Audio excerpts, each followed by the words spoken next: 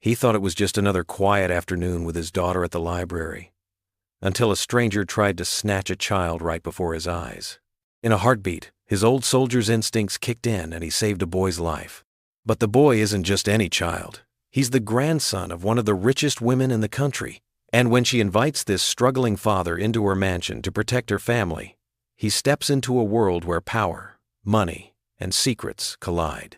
What begins as gratitude soon unravels into something darker, a whispered lullaby, a missing child, and betrayal inside the very walls he's sworn to guard. Can a broken soldier and his little girl save a billionaire's family before the enemy within tears them all apart? Before we get into the story, comment below where in the world you are watching from today. The autumn breeze carried the scent of rain through Cedar Harbor as Mac Ellis guided his pickup truck into the library parking lot. His daughter Zoe practically bounced in the passenger seat, her backpack full of returned books clutched to her chest. "Dad, do you think they'll have that new art book I saw online? The one about drawing superheroes?" Zoe's eyes sparkled with enthusiasm as she unbuckled her seatbelt. Mac smiled, his weathered features softening. "Only one way to find out, kiddo." He stepped out of the truck, his military-trained eyes automatically scanning the parking lot, an old habit he'd never quite shaken. Inside the library, the familiar smell of books and the soft hum of the heating system greeted them. Mrs. Chen, the librarian, waved from behind the circulation desk. Zoe headed straight for the art section, while Mac followed at a slower pace, enjoying the peaceful atmosphere. As Zoe disappeared behind a shelf, Mac's attention was drawn to movement in the children's section. A man in a gray janitor's uniform was speaking to a small boy with dark hair. Something about the scene made the hair on the back of Mac's neck stand up. The boy, who couldn't have been more than 8 or 9, was clutching a music book to his chest. His body language screamed discomfort. Shoulders hunched, feet turned inward, eyes darting around like a trapped animal. "Come on, buddy," the janitor was saying, his voice just a touch too smooth. "We need to check that broken window outside. Won't take but a minute." Mac's combat instincts, honed by years of service, clicked into high alert. The man's uniform was clean, too clean for someone who'd been working. And his shoes. Those weren't work boots. They were expensive sneakers, partially hidden under the uniform pants. Moving casually but purposefully, Mac approached the pair. "Afternoon," he said, his voice calm but carrying the natural authority that had served him well as a ranger. "Everything okay here?" The boy looked up at Mac with relief in his eyes. The janitor's friendly smile didn't quite reach his eyes. "All good here, sir. Just need to show this young man something outside." "That's interesting," Mac said, positioning himself between the man and the boy. "I didn't notice any broken windows when we came in. Maybe we should check with Mrs. Chen at the front desk first?" The janitor's smile faltered. His hand twitched toward his pocket, but Mac shifted his stance slightly, a subtle movement that broadcasted his readiness to act. The man must have recognized the implied warning because he suddenly turned and bolted toward the emergency exit. Mac could have given chase, but his priority was the boy's safety. The sound of a van's engine revving outside confirmed his decision. There had been accomplices waiting. "It's okay now," Mac said softly, kneeling down to the boy's level. "I'm Mac. What's your name?" Theo," the boy whispered, his hands trembling around his music book. "Hi, Theo. You're safe now." Mac kept his voice steady and gentle. "Let's sit down over here, okay?" Zoe appeared then, clutching her new art book. Reading the situation instantly, she'd always been perceptive. She sat down next to Theo. "I'm Zoe," she said, opening her sketchbook. "Do you like to draw?" Theo shook his head. I like music better." "That's cool." Zoe smiled warmly. "Maybe you can help me draw some musical notes? I never get them quite right." Police sirens grew louder outside as Mac pulled out his phone to call the front desk.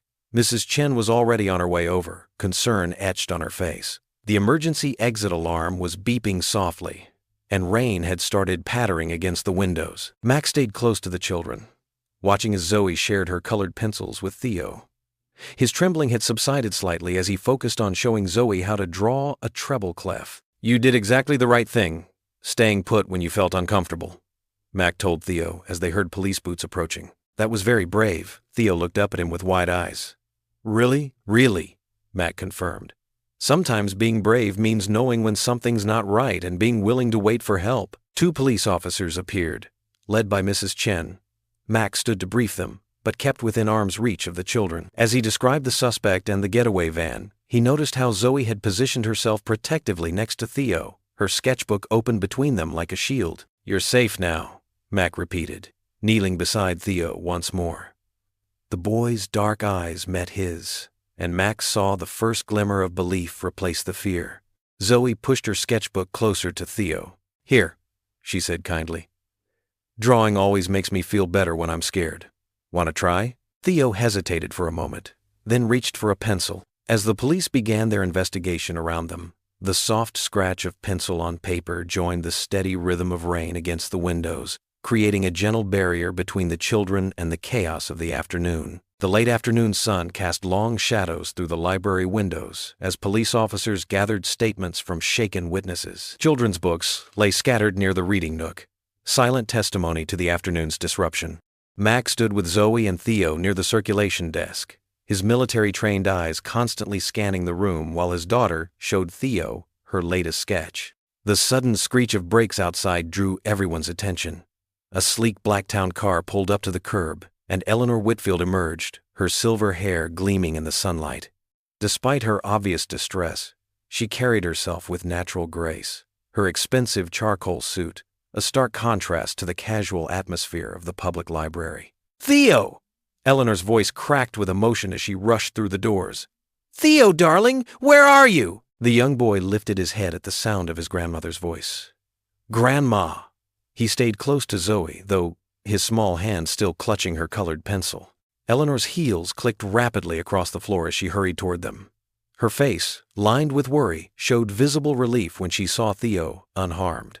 She dropped to her knees, regardless of her designer suit, and opened her arms. "Oh, thank God you're safe." Theo hesitated for a moment, then slowly moved forward to accept her embrace. Eleanor held him close, her perfectly manicured hands trembling slightly as she stroked his dark hair. When she finally looked up at Mac, her eyes were bright with unshed tears.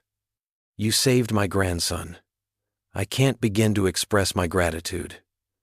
She stood, keeping one hand on Theo's shoulder. "Please, let me compensate you for your heroic actions.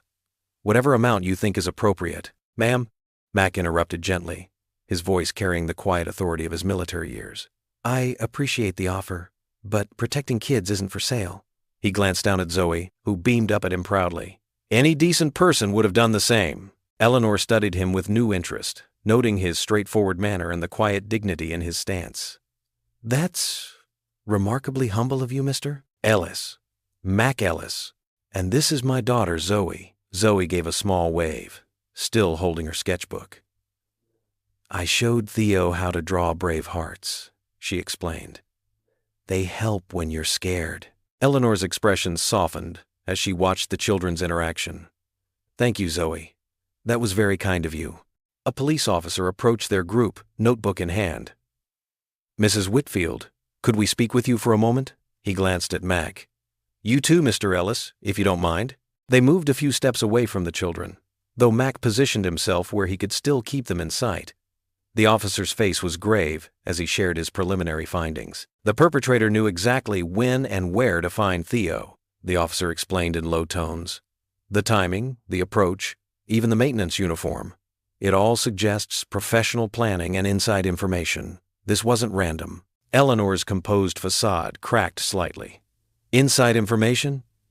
But that would mean we'll need to review all staff and security personnel," the officer confirmed. "Anyone who might have access to Theo's schedule." A well-dressed man in his 50s, Eleanor's driver, appeared at her elbow. "Ma'am, the car is ready whenever you'd like to leave." Eleanor nodded, then turned back to Mac. "Mr. Ellis, thank you again. If there's ever anything." She paused, studying him with an intensity that suggested she was seeing more than just the surface. Her gaze took in his alert posture, the way he constantly assessed their surroundings. How naturally he balanced authority with gentleness. Theo and Zoe had gravitated back together, their hands linked as if they'd been friends for years instead of hours. "Do we have to go?" Theo asked quietly, looking between his grandmother and his new friend. Yes, sweetheart, Eleanor answered, but her eyes remained on Mac, something like hope flickering across her features. We need to get home now. The driver gestured toward the exit, where the town car waited. Theo reluctantly released Zoe's hand, but not before she quickly tore a page from her sketchbook and pressed it into his palm. It's a brave heart, she whispered. Keep it with you. Eleanor placed a protective arm around her grandson's shoulders as they moved toward the door. She paused one final time, looking back at Mac and Zoe, the unexpected heroes of the afternoon, with an expression that mixed curiosity with something deeper, as if she were working through a complex equation in her mind. The black town car pulled away from the curb, leaving Mac and Zoe standing in the library's entrance. The late afternoon light painted everything in warm amber tones, a peaceful contrast to the drama that had unfolded inside. The late afternoon sun had begun to set when Eleanor turned back toward Mac and Zoe, her hand still protectively resting on Theo's shoulder. Mr. Ellis, perhaps. Would you and Zoe join us for dinner? There's a lovely family restaurant just down the street. Lorenzo's. It's the least I can do to thank you properly. Mac hesitated, his natural cautiousness warring with the genuine warmth in Eleanor's invitation. He glanced down at his worn jeans and simple button-down shirt, thinking of Lorenzo's with its checkered tablecloths and warm, inviting atmosphere. Nice enough to be special, but casual enough to be comfortable. Please, Dad. Zoe tugged at his sleeve, her eyes bright with hope. I want to show Theo more of my drawings. She held up her sketchbook as evidence. Theo's face lit up at Zoe's words, and he looked up at his grandmother with pleading eyes. Eleanor smiled, the expression softening the worried lines around her mouth.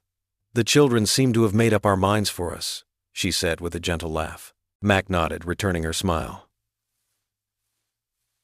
Looks that way. Thank you, Mrs. Whitfield.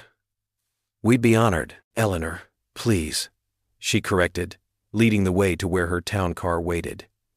We can drive you and bring you back for your truck afterward. The short drive to Lorenzo's was filled with Zoe and Theo's chatter about favorite colors and animals, their earlier fright seemingly forgotten in the way only children can manage.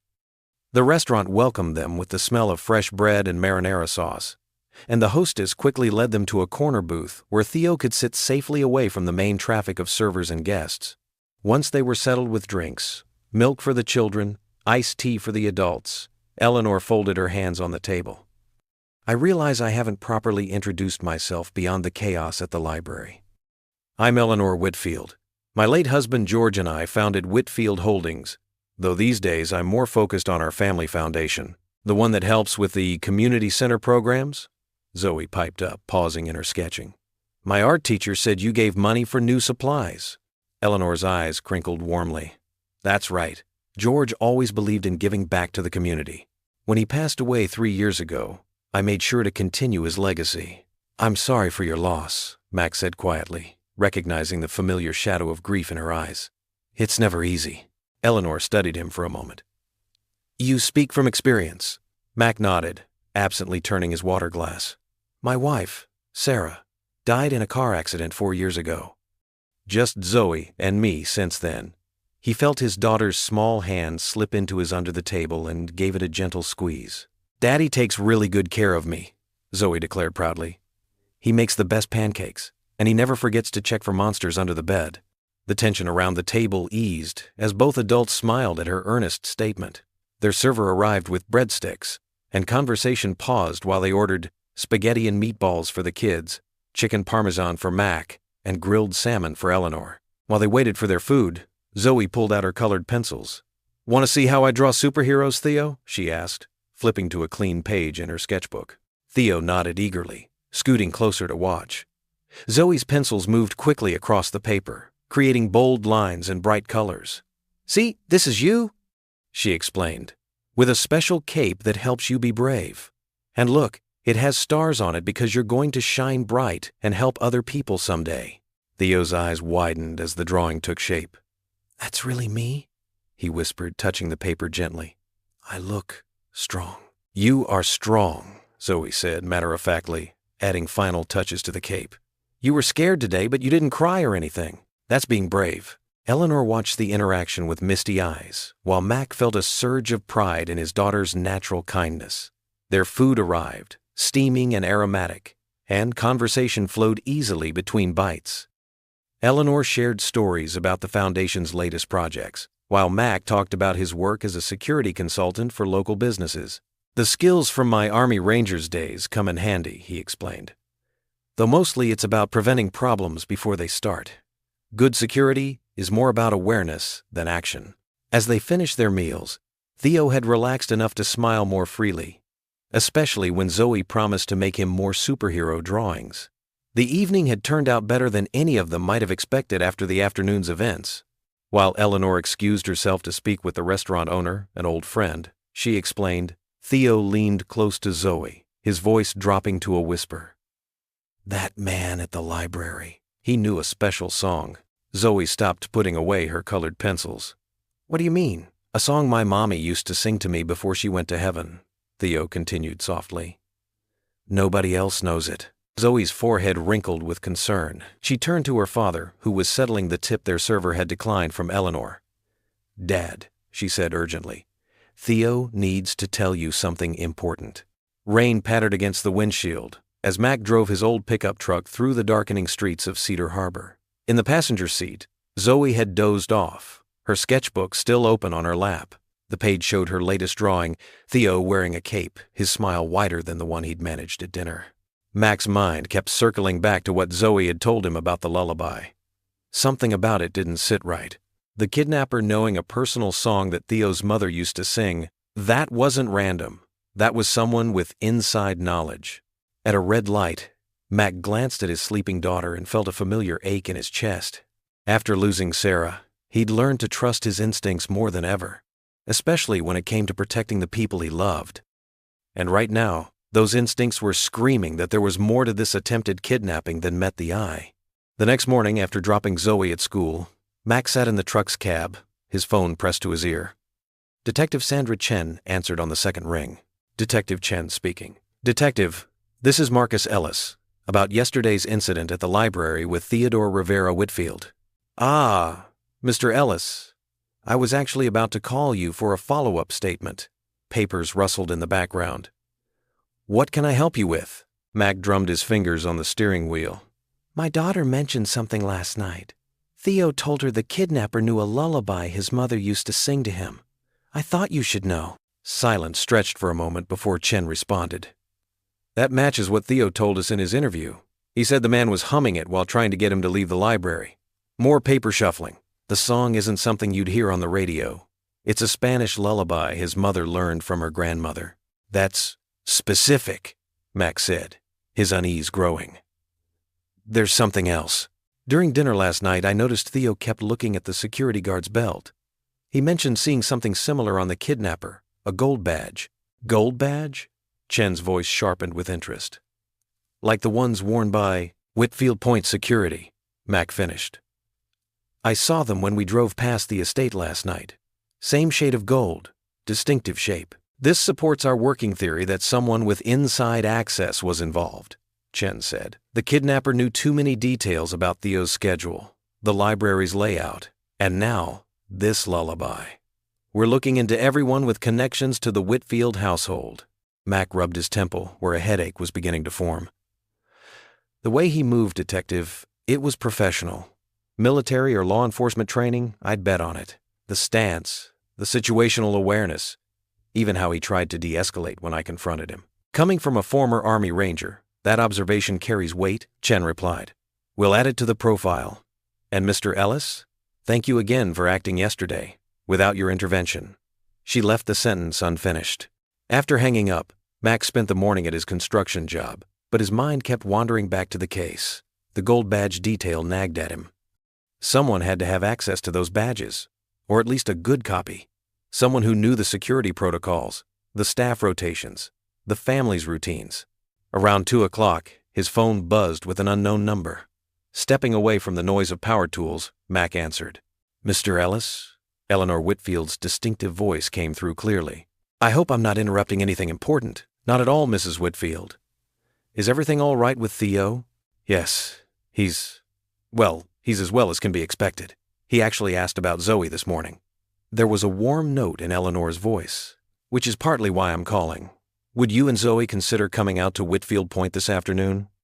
I know it's short notice, but Theo seems to feel safer when Zoe's around, and there are some matters I'd like to discuss with you." Mac hesitated, thinking of the badge detail in his conversation with Detective Chen. But maybe being inside Whitfield Point would give him a better sense of the security setup, help him spot anything suspicious. "What time would you like us to come?" he asked. "Would 4 o'clock work? I'll send a car for you and Zoe. The roads up to the point can be tricky if you're not familiar with them." Mac thought of his dented pickup truck and had to smile. "That's very considerate, thank you." "No, Mr. Ellis," Eleanor said softly. "Thank you for everything." She paused. "There's something about you. You remind me of my late husband." He could always tell when something wasn't quite right, when people weren't what they seemed to be. The comment caught Mac off guard. Was she sensing the same undercurrents he was? Before he could respond, Eleanor continued, "The car will pick you up at Zoe's school.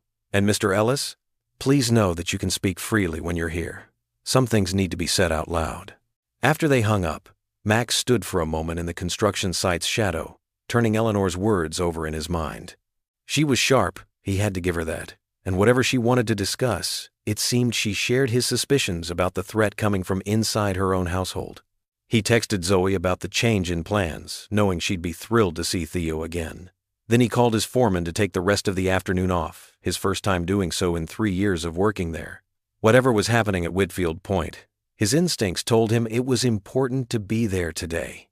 The pieces were starting to form a pattern: the lullaby, the badge, the professional training, the inside knowledge. Now Eleanor's carefully worded invitation suggested she saw it too.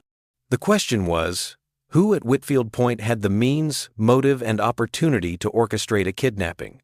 And more importantly, would they try again? The gates of Whitfield Point swung open silently as Mac's pickup truck approached. The estate sprawled before them, a grand colonial mansion overlooking the rocky Maine coastline. Pristine gardens lined the curved driveway, and ancient oaks cast long shadows in the late afternoon sun. "Wow," Zoe breathed, pressing her nose against the window. "It looks like a castle from my books." Mac parked beside a row of expensive cars that made his weathered truck look even more out of place. Eleanor Whitfield stood waiting at the top of the wide stone steps, her silver hair catching the light. She wore a simple but elegant blue sweater that probably cost more than Mac's monthly rent. "Welcome to our home," Eleanor said warmly as they climbed the steps. "Theo's been asking when you'd visit." The massive front door opened into a foyer with gleaming hardwood floors and a crystal chandelier. Despite the obvious wealth, there were touches that made it feel lived in. Children's artwork on the walls, a basket of toys in the corner, fresh flowers in simple vases. "The view is amazing," Zoe exclaimed, rushing to the enormous windows that face the ocean. "Feel free to explore the main floor," Eleanor told her with a smile. "Theo should be finishing his homework in the study." Before Mac could respond, a tall man in a crisp security uniform appeared from a side hallway. His gold badge caught the light, the same type Theo had described. "Mr. Ellis," the man said, his tone cool. "Travis Klein, head of security. Quite the show at the library yesterday." Mac met his gaze steadily. "Just doing what anyone would do." We don't usually have outsiders playing hero around here." Travis's smile didn't reach his eyes. "Security is best left to professionals." "Travis," Eleanor said quietly but firmly. "Mr. Ellis protected Theo when it mattered most. We owe him our gratitude." Travis's jaw tightened, but he nodded stiffly. "Of course, Mrs. Whitfield. I'll be in the security office if you need me." He strode away, back straight as a ruler. Zoe had already settled cross-legged by the window, her sketchbook open. Her pencil moved quickly, capturing the waves crashing against the rocks below. "She has quite a gift," came a smooth voice. A distinguished-looking man in an expensive suit approached, hand extended. "Pierce Langley, Chief Financial Officer of Whitfield Holdings." His handshake was unnecessarily firm, almost crushing. "Having a decorated veteran visit is excellent optics for the foundation," he continued, "especially with the transport initiative vote coming up. Perhaps we could arrange some press photos?" "I'm not interested in publicity," Max said firmly. "We're just here as friends." Of course. Pierce's smile was practiced. "Still, it's worth considering how this could benefit everyone involved. The foundation's work depends on public goodwill." Eleanor touched Pierce's arm. Let's not talk business now. Would you like some tea? Cook just made fresh cookies. They moved to a comfortable sitting room with ocean views. Theo appeared, immediately gravitating to where Zoe sat drawing. Soon, both children were bent over the sketchbook, talking quietly. Mac noticed how Eleanor watched them, her eyes soft but worried. She answered Pierce's business questions distractedly, her attention drawn back to the children again and again. As the sun began to set, casting long shadows across the lawn, Mac stood to leave. We should head home before it gets too late. Zoe has school tomorrow. Of course, Eleanor said, walking them to the door. Thank you for coming. It means so much to see Theo smile again. Travis appeared to escort them out, his presence more guard than guide. Pierce shook Mac's hand again, that same too-firm grip. Do think about what we discussed, he said meaningfully. From the top of the steps, Eleanor watched their truck disappear down the winding drive.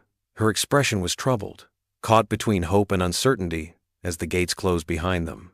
Eleanor sat at the massive oak table in her breakfast room, stirring honey into her Earl Grey tea. The morning sun streamed through floor-to-ceiling windows, illuminating the worry lines etched around her eyes. She hadn't slept well, her dreams haunted by what could have happened to Theo at the library. Ana Delgado settled into the chair across from her, a manila folder and tablet in hand. Her practical navy blazer contrasted with Eleanor's silk blouse, but both women carried themselves with the same quiet authority. The police report came in this morning, Ana said, opening the folder. They're certain the kidnapper had inside knowledge of Theo's routine.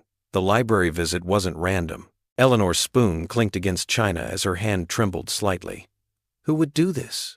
And why now? That's what concerns me. Ana pulled up a document on her tablet.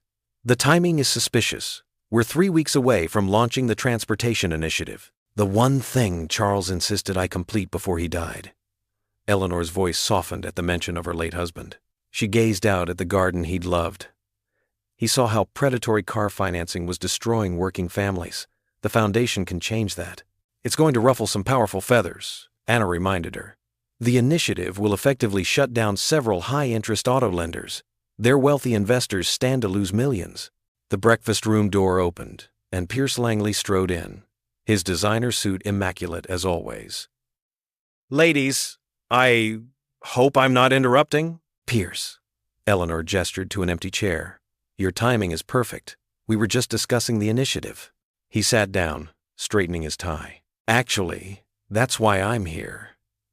In light of yesterday's incident, we need to consider postponing the vote. Postpone? Eleanor's spine stiffened. Why would we do that? Think about it, Eleanor. If word gets out about the attempted kidnapping, the media circus will be brutal. They'll question your ability to protect your own grandson. How can you lead a major initiative when your family is in crisis? So we should let fear dictate our choices? Eleanor's voice carried an edge of steel. I'm suggesting we be prudent, Pierce said smoothly. A short delay would let things settle. Give security time to plug the leaks. Ana watched the exchange carefully, noting how Pierce's concern seemed practiced, almost rehearsed. The initiative launches as planned, Eleanor declared. Charles believed in this work.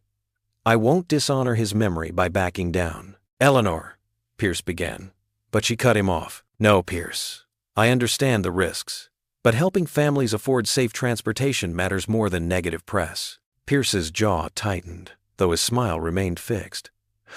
Of course, I'm only thinking of the Foundation's best interests. He stood, smoothing his jacket. If you'll excuse me, I have a board call. After he left, Ana leaned forward. He's right about one thing. We need better security. Travis Klein isn't up to this level of threat. Eleanor rubbed her temples. Travis has been with us for years, but lately, she trailed off, remembering his dismissive attitude toward Mac Ellis. That's what I wanted to discuss, Ana said carefully. What about Mac, the veteran from the library?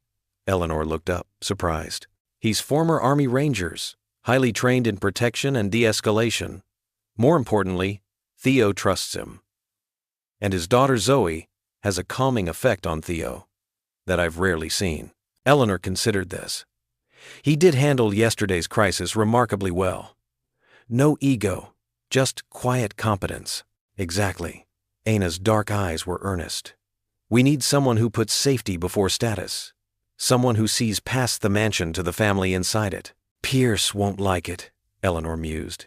He already made that clear with his comments about optics yesterday. With respect, Anna said firmly, Pierce's opinion shouldn't matter when it comes to Theo's safety. Eleanor was quiet for a long moment, watching sunlight dance across her teacup. Finally, she reached for her phone. You're right, of course.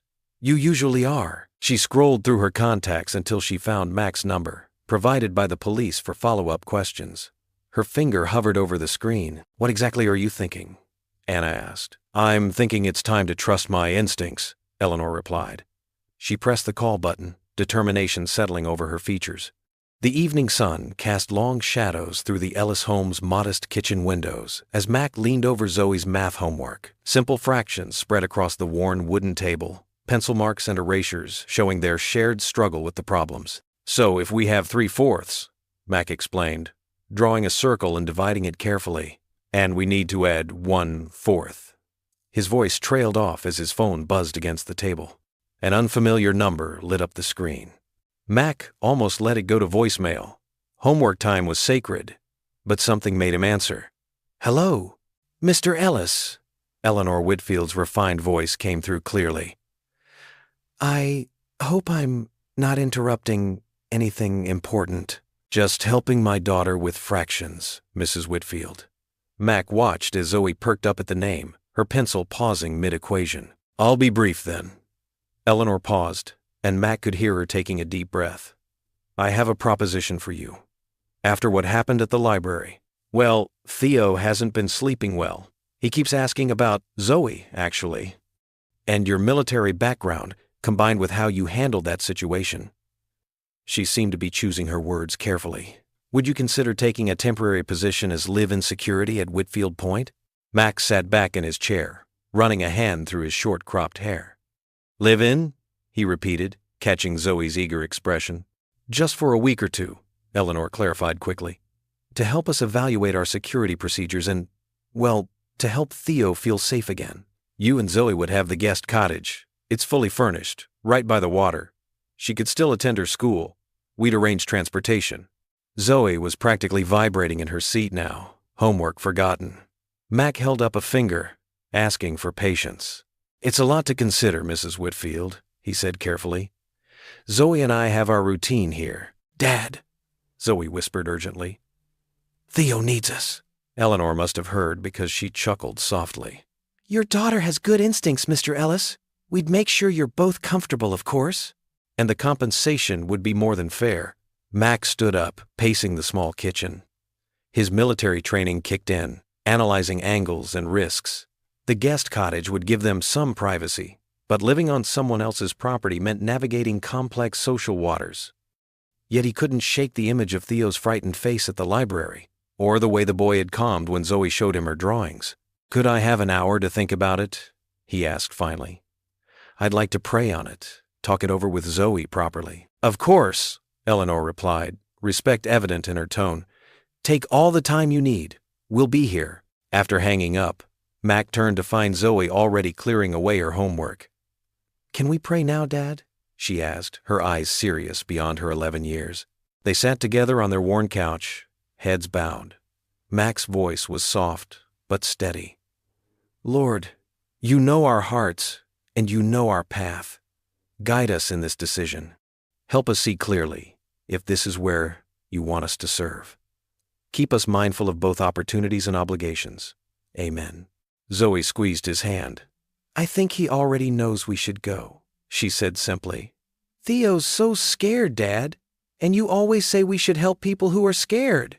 Max studied his daughter's face, seeing her mother's compassion shining through. It would be just for a week, he said slowly. A trial run.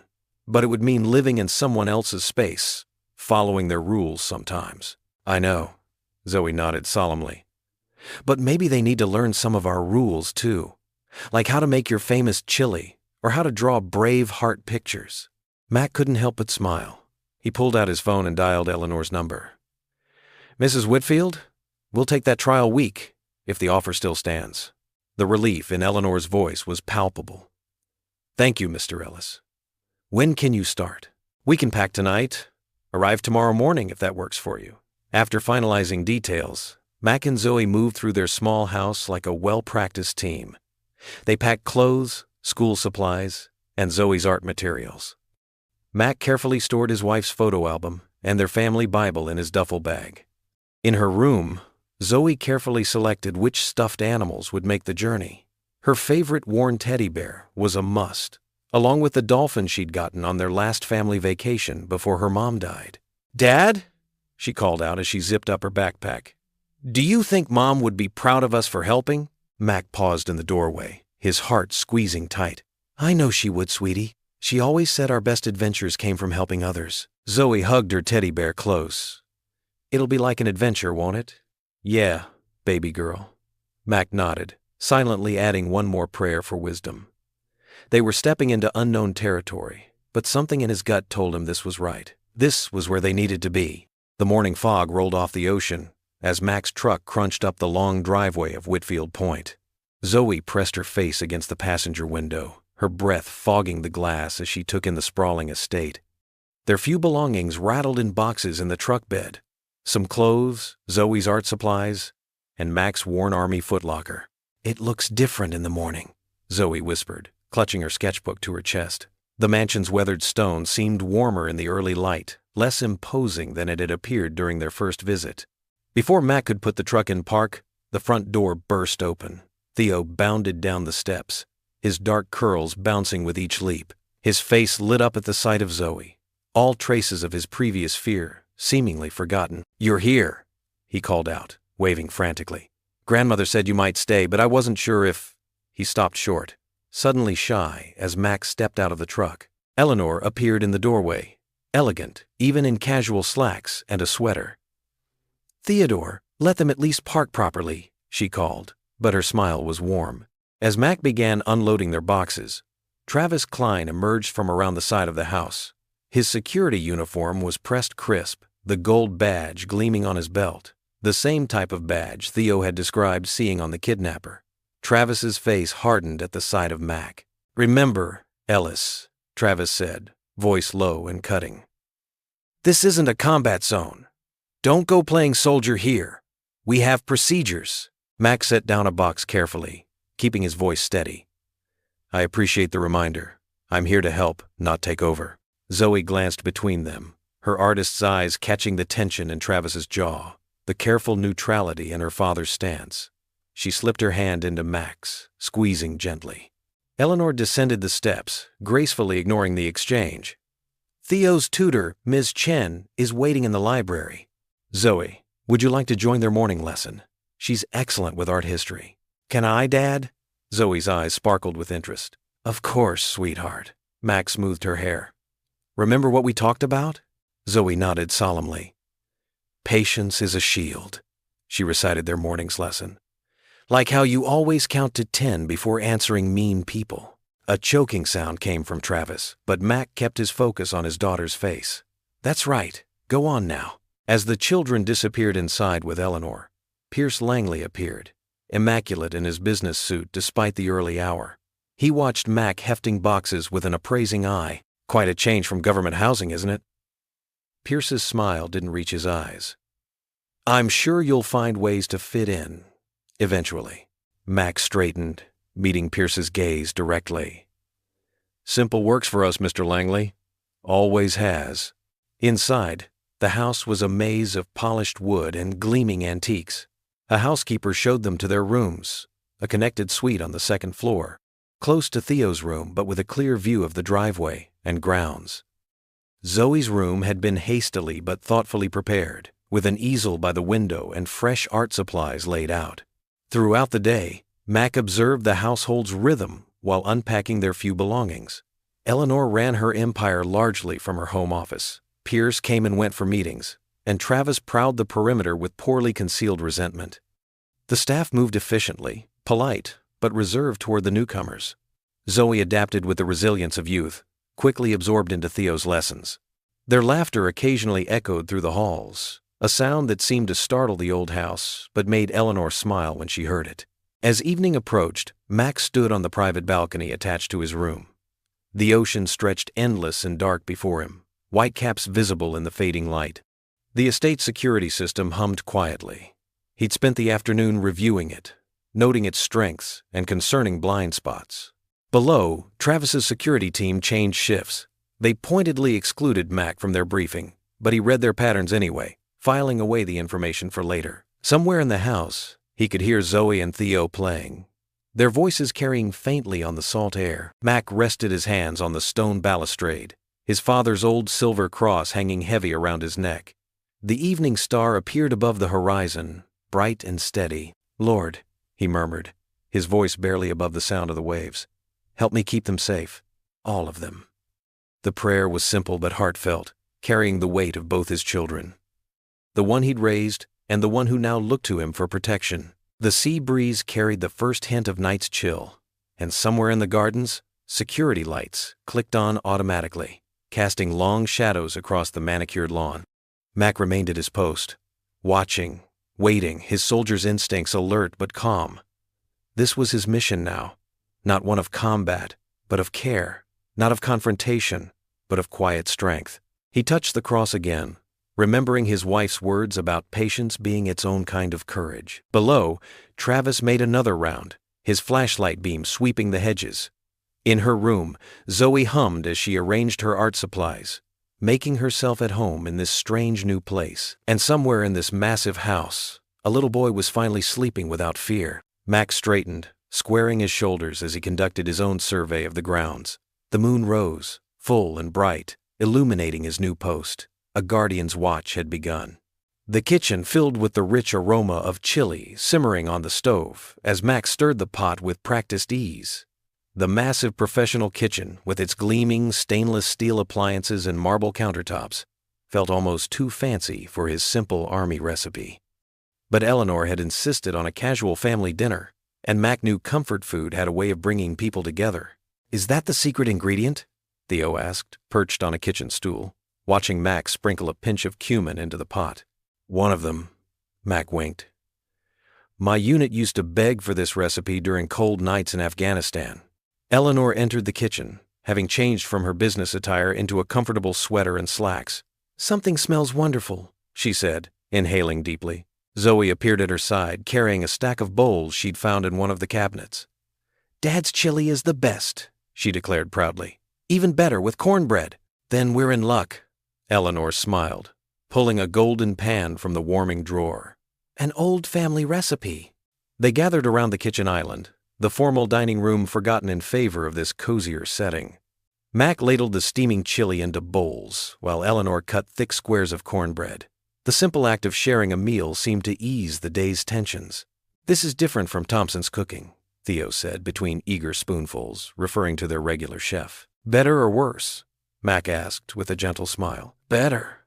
Theo grinned, a ring of chili sauce around his mouth. "Way better.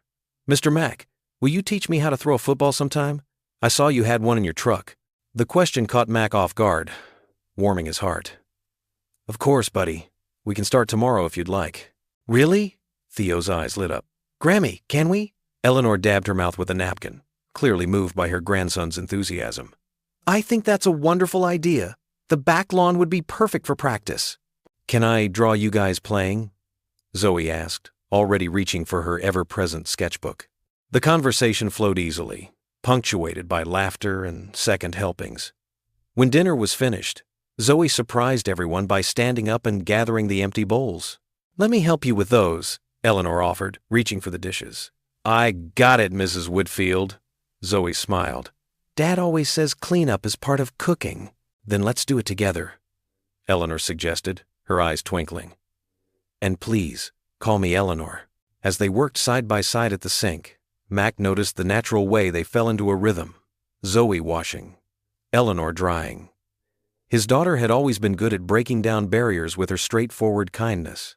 The peaceful moment was interrupted by the sound of expensive shoes clicking on the marble floor. Pierce Langley appeared in the kitchen doorway, his tailored suit a stark contrast to the casual atmosphere. "Well, isn't this cozy?" he remarked, his smile not quite reaching his eyes. "Like a Norman Rockwell painting. Would you like some chili, Pierce?" Eleanor offered. "There's plenty left." "No, thank you," He declined smoothly. "I've already eaten at the club. I just stopped by to drop off those reports you requested." His gaze swept over the domestic scene, lingering on Mac.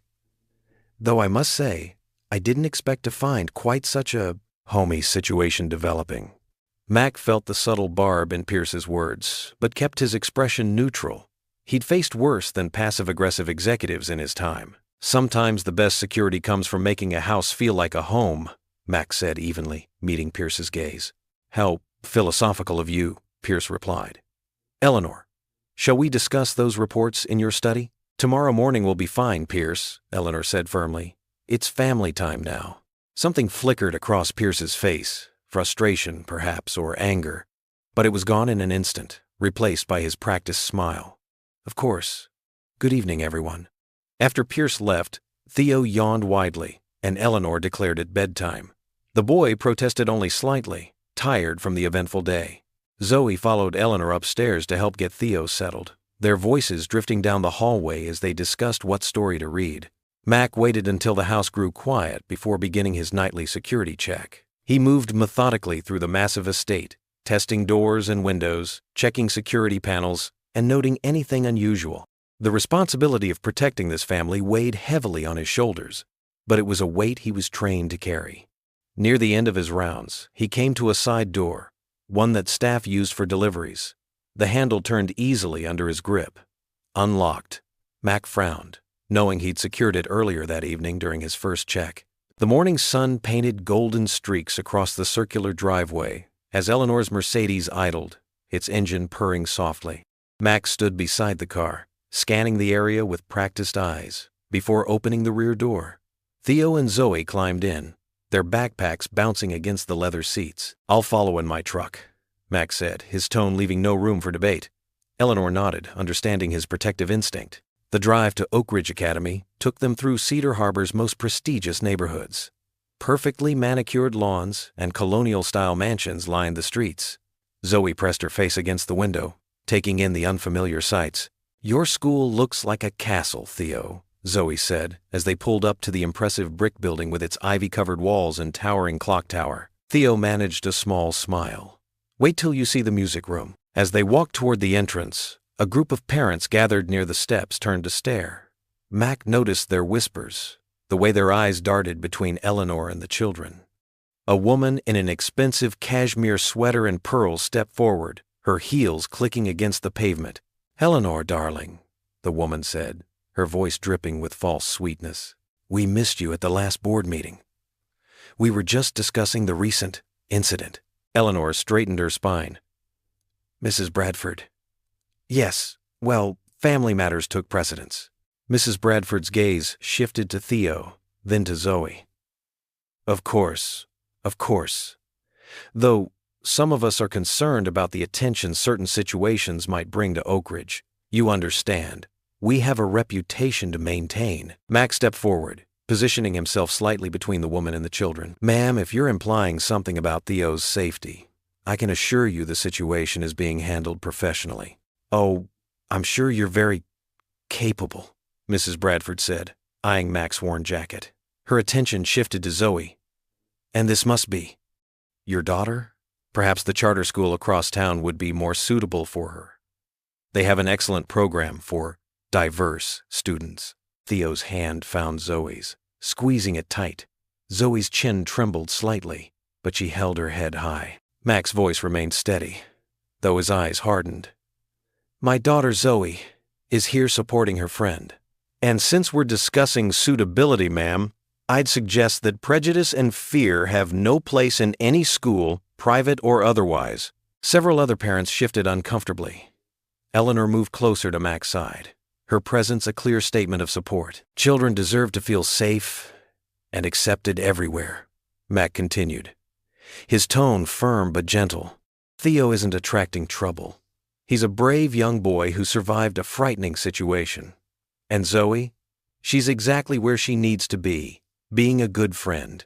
Mrs. Bradford's face flushed red. She opened her mouth to respond, but another parent, a younger woman with kind eyes, stepped forward. "He's right, Victoria," she said. "We should be supporting these children, not making them feel unwelcome." The school bell rang, its deep tone breaking the tension. Theo and Zoe exchanged quick hugs before Theo headed inside with Eleanor. As they walked back to their vehicles, Eleanor touched Mac's arm lightly. "Thank you," she said softly, "for speaking up, for being there." Mac nodded, watching Zoe climb into his truck. Those kids deserve better than that kind of judgment. Later that evening, as the sun began to set, Mac gathered Theo and Zoe in the mansion's sprawling garden. The air was cool and crisp, carrying the salt scent of the nearby ocean. "Today, we're going to learn something important," Mac said, kneeling between them. "It's called a safe route exercise."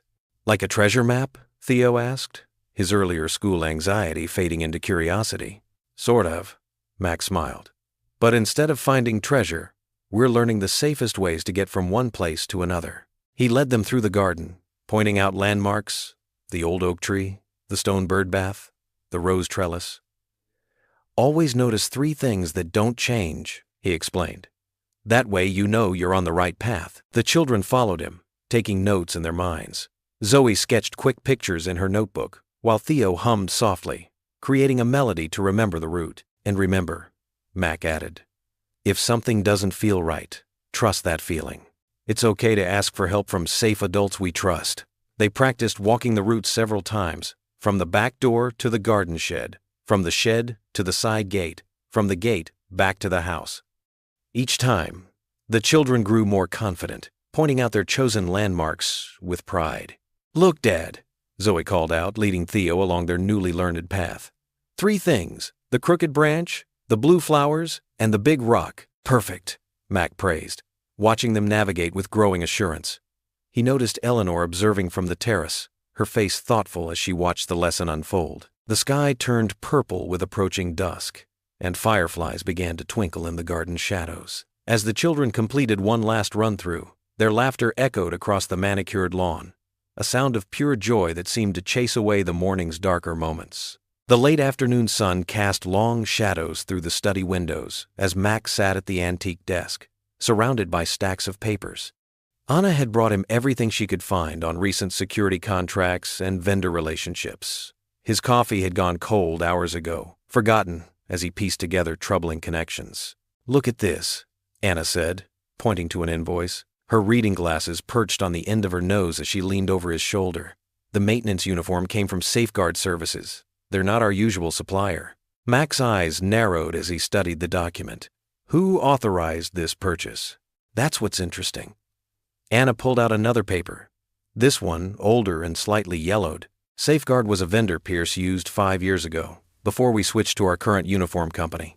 They went out of business shortly after. "So someone knew about this old connection," Mac said, his voice quiet but intense. "Someone with access to historical records." Anna nodded, her face grave. "And deep knowledge of the Foundation's operations." Mac stood up and paced the room, his military training evident in his measured steps. "We need to talk to Theo again. Gently. There might be details he remembers that seemed unimportant at the time." Anna made a call, and soon Eleanor brought Theo to the study. The boy looked nervous until he saw Zoe was already there, working on her homework in the window seat. She gave him an encouraging smile. "Hey, buddy," Mac said warmly, kneeling to Theo's eye level. "Remember when we talked about being brave? I need your help with something important." Theo nodded, his small hand finding Zoe's as he sat down. "That day at the library," Mac continued softly. "Can you remember anything about how the man smelled, or what he looked like up close?" Theo's forehead wrinkled in concentration. He wore fancy cologne, like the kind Mr. Travis's friend wears when he comes to visit. Mac and Anna exchanged glances. "Travis's friend?" Anna asked carefully. "The one with the funny scar by his ear," Theo said, touching his own ear to demonstrate. "He comes sometimes to talk to Mr. Travis about security stuff." Eleanor, who had been standing quietly by the doorway, stepped forward. "Derek Manning," she said. "Former private contractor. Travis brought him in as a consultant last month." Mac's jaw tightened. He'd seen Manning around the estate, a man with cold eyes and an air of barely contained aggression. The scar by his right ear was distinctive, running from earlobe to jawline. "There's more," Anna said quietly, pulling out a thick legal document. "I found this in the trust documents for Whitfield Holdings. Section 7, Paragraph 3. Mac took the papers, reading carefully. His expression darkened as he reached the key clause. In the event of any scandal or criminal activity involving the minor heir, temporary control of operations transfers to the chief financial officer until the board determines the situation is resolved. Pierce, Eleanor whispered, sinking into a nearby chair. But he's been with us for 20 years. He helped build this company. Which gives him the perfect cover, Mac said, keeping his voice low so the children wouldn't hear. He knows every detail of your operations, every weakness in your security, and he has a clear motive. Anna spread out more papers on the desk. The Transportation Equity Initiative would cost certain investors millions. Pierce has been meeting with them privately, promising to protect their interests. Eleanor's hands trembled slightly as she picked up her teacup. The vote is in 2 weeks. If something happened to Theo now, Pierce would gain temporary control, Mac finished. Long enough to kill the initiative and protect those investors. The pieces were falling into place with terrible clarity. The attempted kidnapping at the library, the inside knowledge of Theo's mother's lullaby, the maintenance uniform from Pierce's old vendor, Manning's involvement through Travis. We need to move carefully, Mac said, gathering the evidence into a secure folder. They'll be watching for any sign we're onto them. Eleanor straightened in her chair, her natural authority reasserting itself. What do you recommend? First, we document everything. Anna, make copies of all these records and store them securely off-site. Mac's tactical training took over as he outlined the plan. We'll need to increase Theo's security without being obvious about it, and we should quietly investigate Pierce's recent meetings and communications. I'll help, Anna said firmly. I have access to the Foundation's records that won't raise suspicion. Mac turned to Eleanor, his expression grave but determined.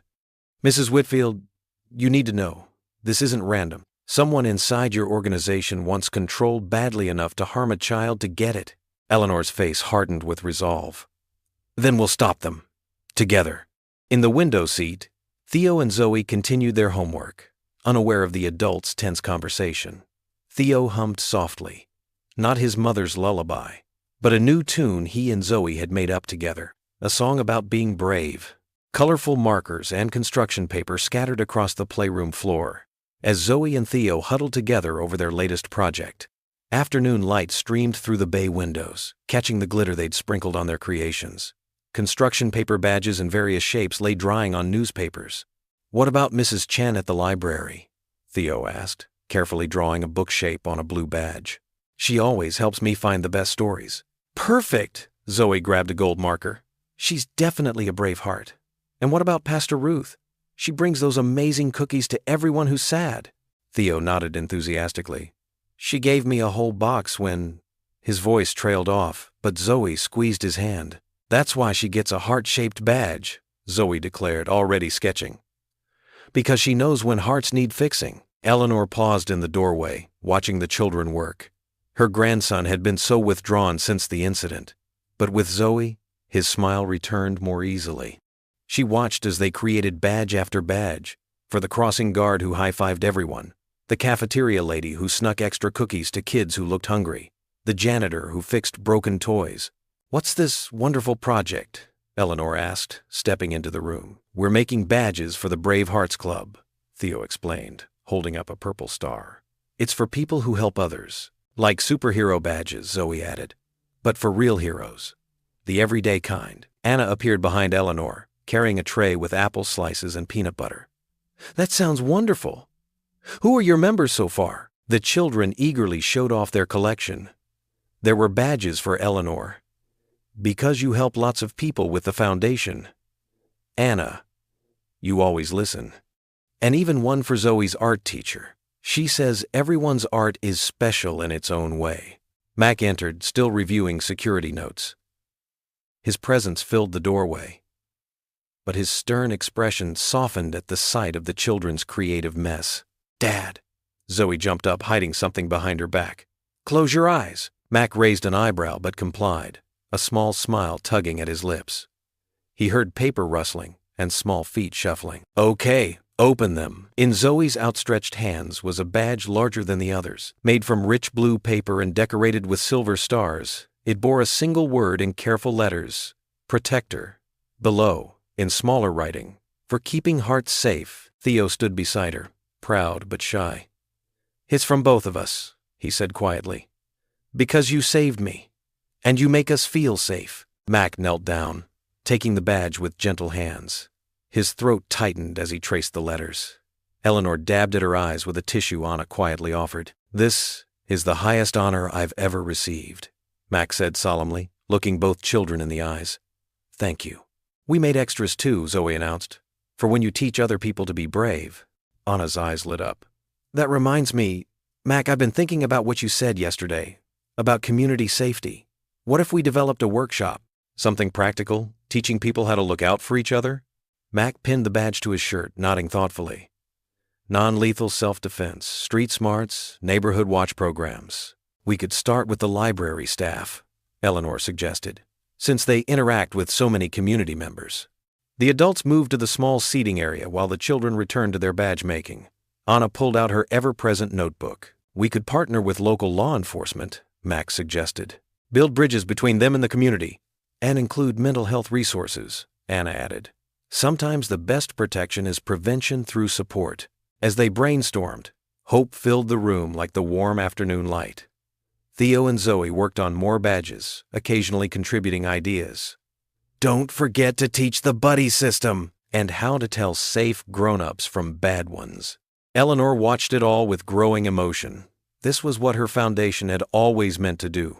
Bring people together, make them stronger. But somehow, it had taken this former soldier and his artistic daughter to show them how to do it with heart. The planning session wrapped up as evening approached.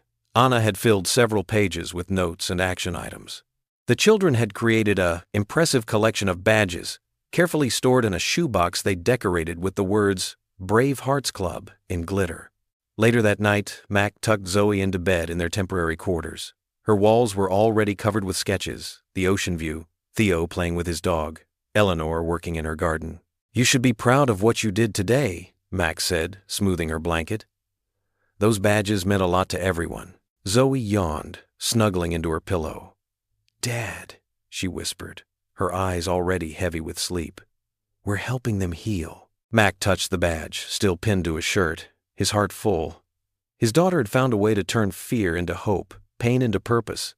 Sometimes the bravest hearts came in the smallest packages. The Cedar Harbor town square glowed with strings of twinkling lights draped between lampposts, creating a warm canopy over the bustling harvest festival. Hay bales lined the cobblestone paths, and the sweet scent of cinnamon and pumpkin pie drifted from countless stalls. Children ran past with painted faces, clutching candy apples and giggling. Max stood beside Anna near their community safety workshop booth, watching the growing crowd with quiet satisfaction. A banner reading Braveheart Safety Program fluttered in the autumn breeze above their heads. I never expected this many people, Anna said, arranging pamphlets on their table. Her dark hair was pulled back in a neat braid, and her eyes sparkled with excitement. Word spreads fast in small towns, Mac replied, adjusting the display of safety whistles and reflective bands they planned to give away. Across the square, Eleanor's foundation tent drew attention as volunteers unveiled a row of specially adapted bicycles. Each one had been carefully modified to accommodate different abilities, some with training wheels, others with supportive seats or hand pedals. Look at that red one, Dad. Zoe tugged at Mac's sleeve, pointing to a shiny bicycle with stabilizing wheels.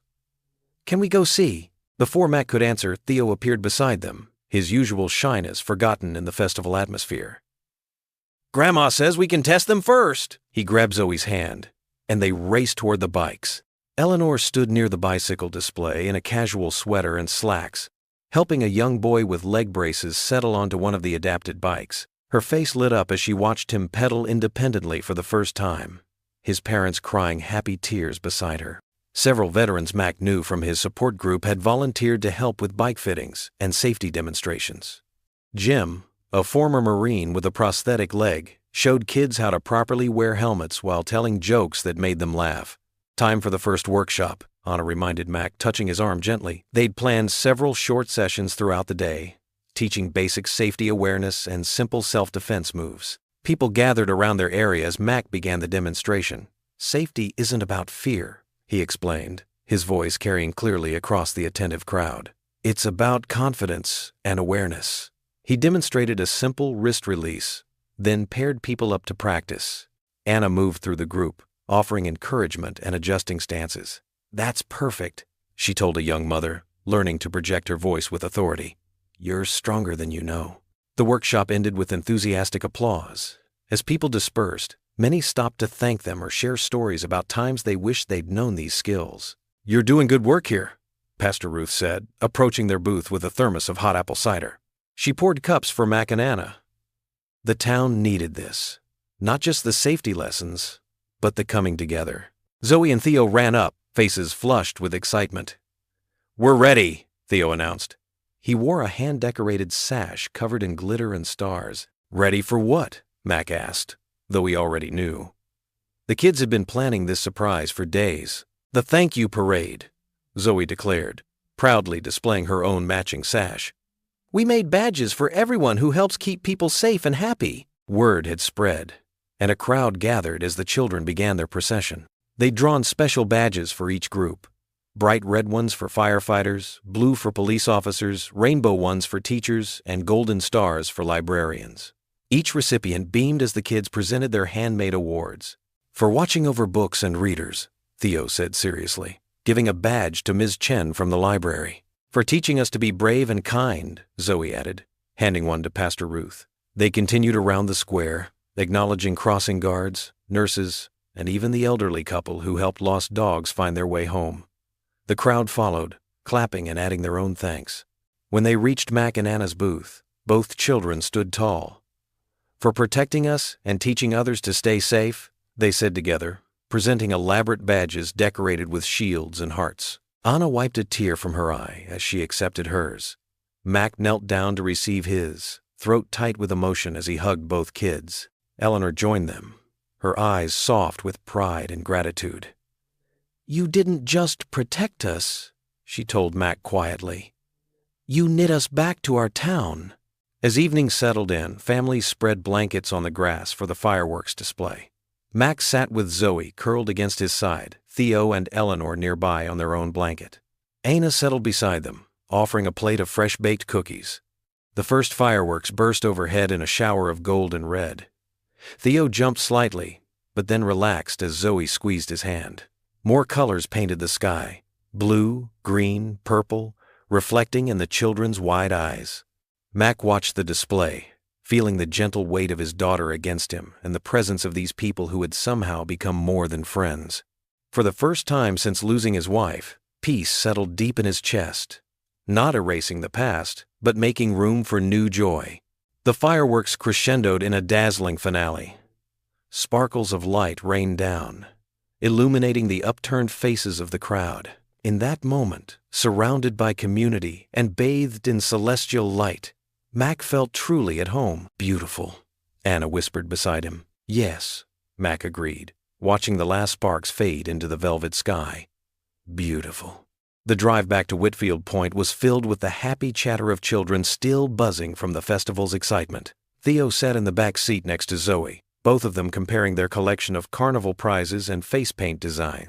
Eleanor drove, occasionally glancing in the rearview mirror with a contented smile, while Mac rode shotgun, relaxed but alert as always. "Did you see how many people came to the safety workshop?" Zoe exclaimed, hugging her stuffed penguin prize. And when Theo showed everyone the special whistle signals, "You both did great teaching the younger kids," Mac said warmly. The pride in his voice was unmistakable. As they pulled through the estate gates, the autumn night wrapped around them like a dark velvet blanket.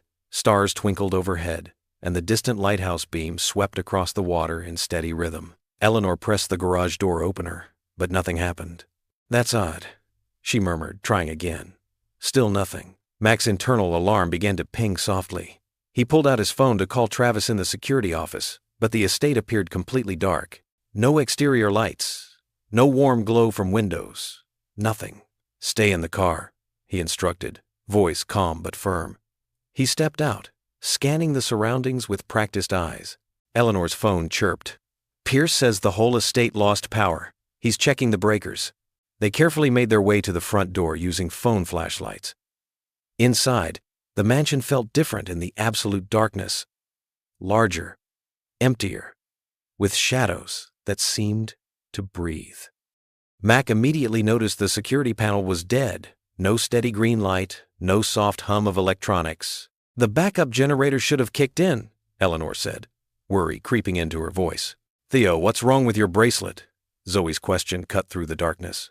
Mac spun around. The tracking device on Theo's wrist, the one that never left his arm, was dark. Its usual reassuring blue pulse was gone. "Kid, stay right here with Eleanor," Mac ordered, already moving toward the security office. "I'm going to—" A sharp crash from somewhere upstairs made them all jump. Then came the sound of running feet. "Theo! Zoe?" Eleanor called out, but the children were no longer beside her. "Zoe!" Mac's voice boomed through the darkness. Only silence answered. The next few minutes dissolved into chaos. Security staff arrived with flashlights. Pierce appeared from his office looking concerned, and Travis burst in through the side door with 2 of his men. "The security cameras are down," Travis announced, his voice dripping with suspicion. "And the backup drives are wiped clean. How convenient." Mac ignored him, organizing search teams. "We need every room checked now. Call the police." "Oh, I already did," Pierce said smoothly, stepping forward. "And I shared some concerning information with them." "What are you talking about?" Eleanor demanded. Travis pulled out his phone, showing a military photo of Mac from his Ranger days. Beside it was a tabloid headline: "PTSD Veterans' Violent Episodes. Should he be around children?" "Amazing timing, isn't it?" Travis sneered. "You show up right when there's an attempted kidnapping. Get yourself hired as security. And now this? You're seriously accusing me?" Mac's voice was dangerously quiet. "The evidence is compelling," Pierce added. "You needed a job, Mr. Ellis, and you certainly found a dramatic way to get one." Eleanor stepped between them. "This is ridiculous. Mac saved Theo!" "Or so it appeared," Pierce countered. "The police will want to investigate all angles, including why Mr. Ellis has been training the children in escape routes and hiding spots around the estate." Mac's blood ran cold as he realized they'd used his own safety lessons against him. The kids would be following his taught protocols, using the very routes and hiding places he'd shown them. Blue and red lights began flashing through the windows as police cars pulled up. Pierce's phone buzzed. "Ah," he said, feigning concern. "Child Protective Services has been anonymously alerted about possible dangers to young Zoe Ellis. They're very interested in her father's history." Mac stood rooted to the spot as officers entered, his mind racing through every possible location where the children might have run. The weight of false accusations pressed against his chest, threatening to crush him.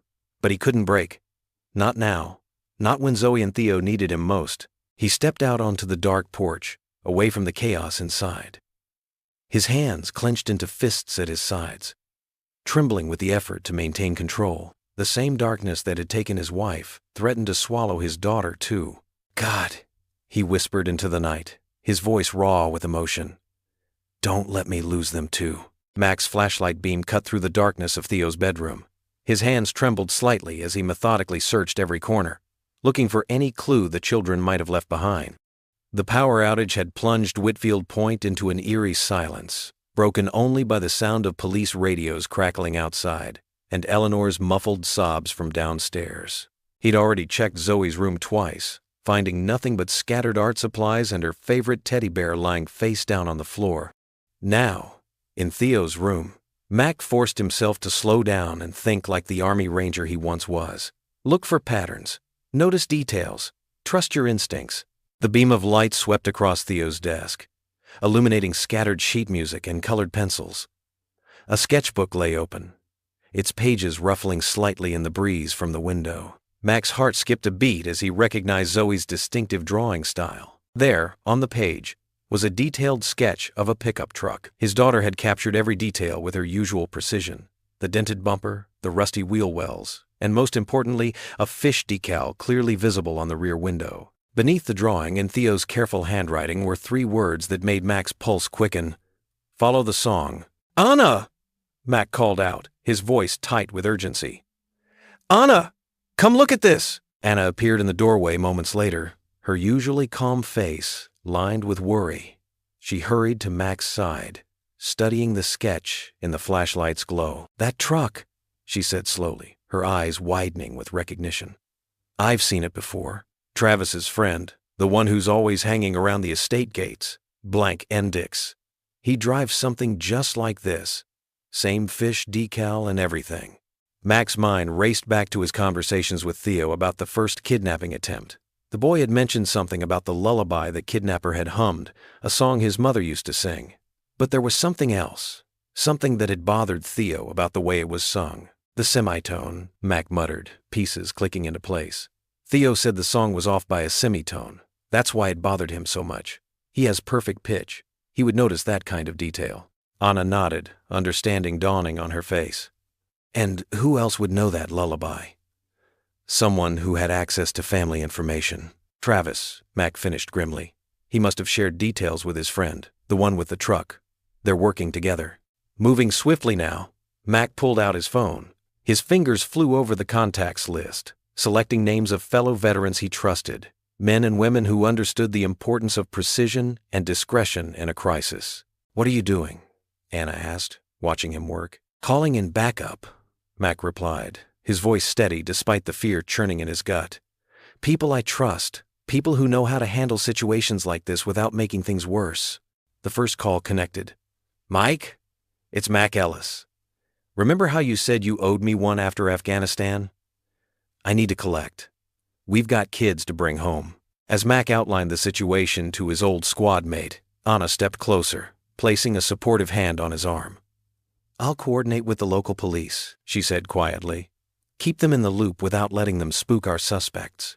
Mac nodded gratefully. Looking down at Zoe's sketch one more time, he felt a surge of pride mixed with his worry. His daughter had kept her head in a crisis, leaving behind exactly the kind of clue they needed. Now it was up to him to follow that lead and bring both children home safely. He made 2 more calls, each to veterans he knew would drop everything to help find missing children. With each conversation, a plan began to take shape. Not a military assault, but a careful, coordinated effort to locate and rescue Zoe and Theo without putting them in additional danger. "They're smart kids," Anna said softly, studying the drawing. "They found a way to tell us where to look." "Yes, they did," Mac agreed, his voice rough with emotion. He carefully folded the sketch and tucked it into his pocket. The weight of it there felt like a promise, a link to his daughter and to Theo that he refused to break.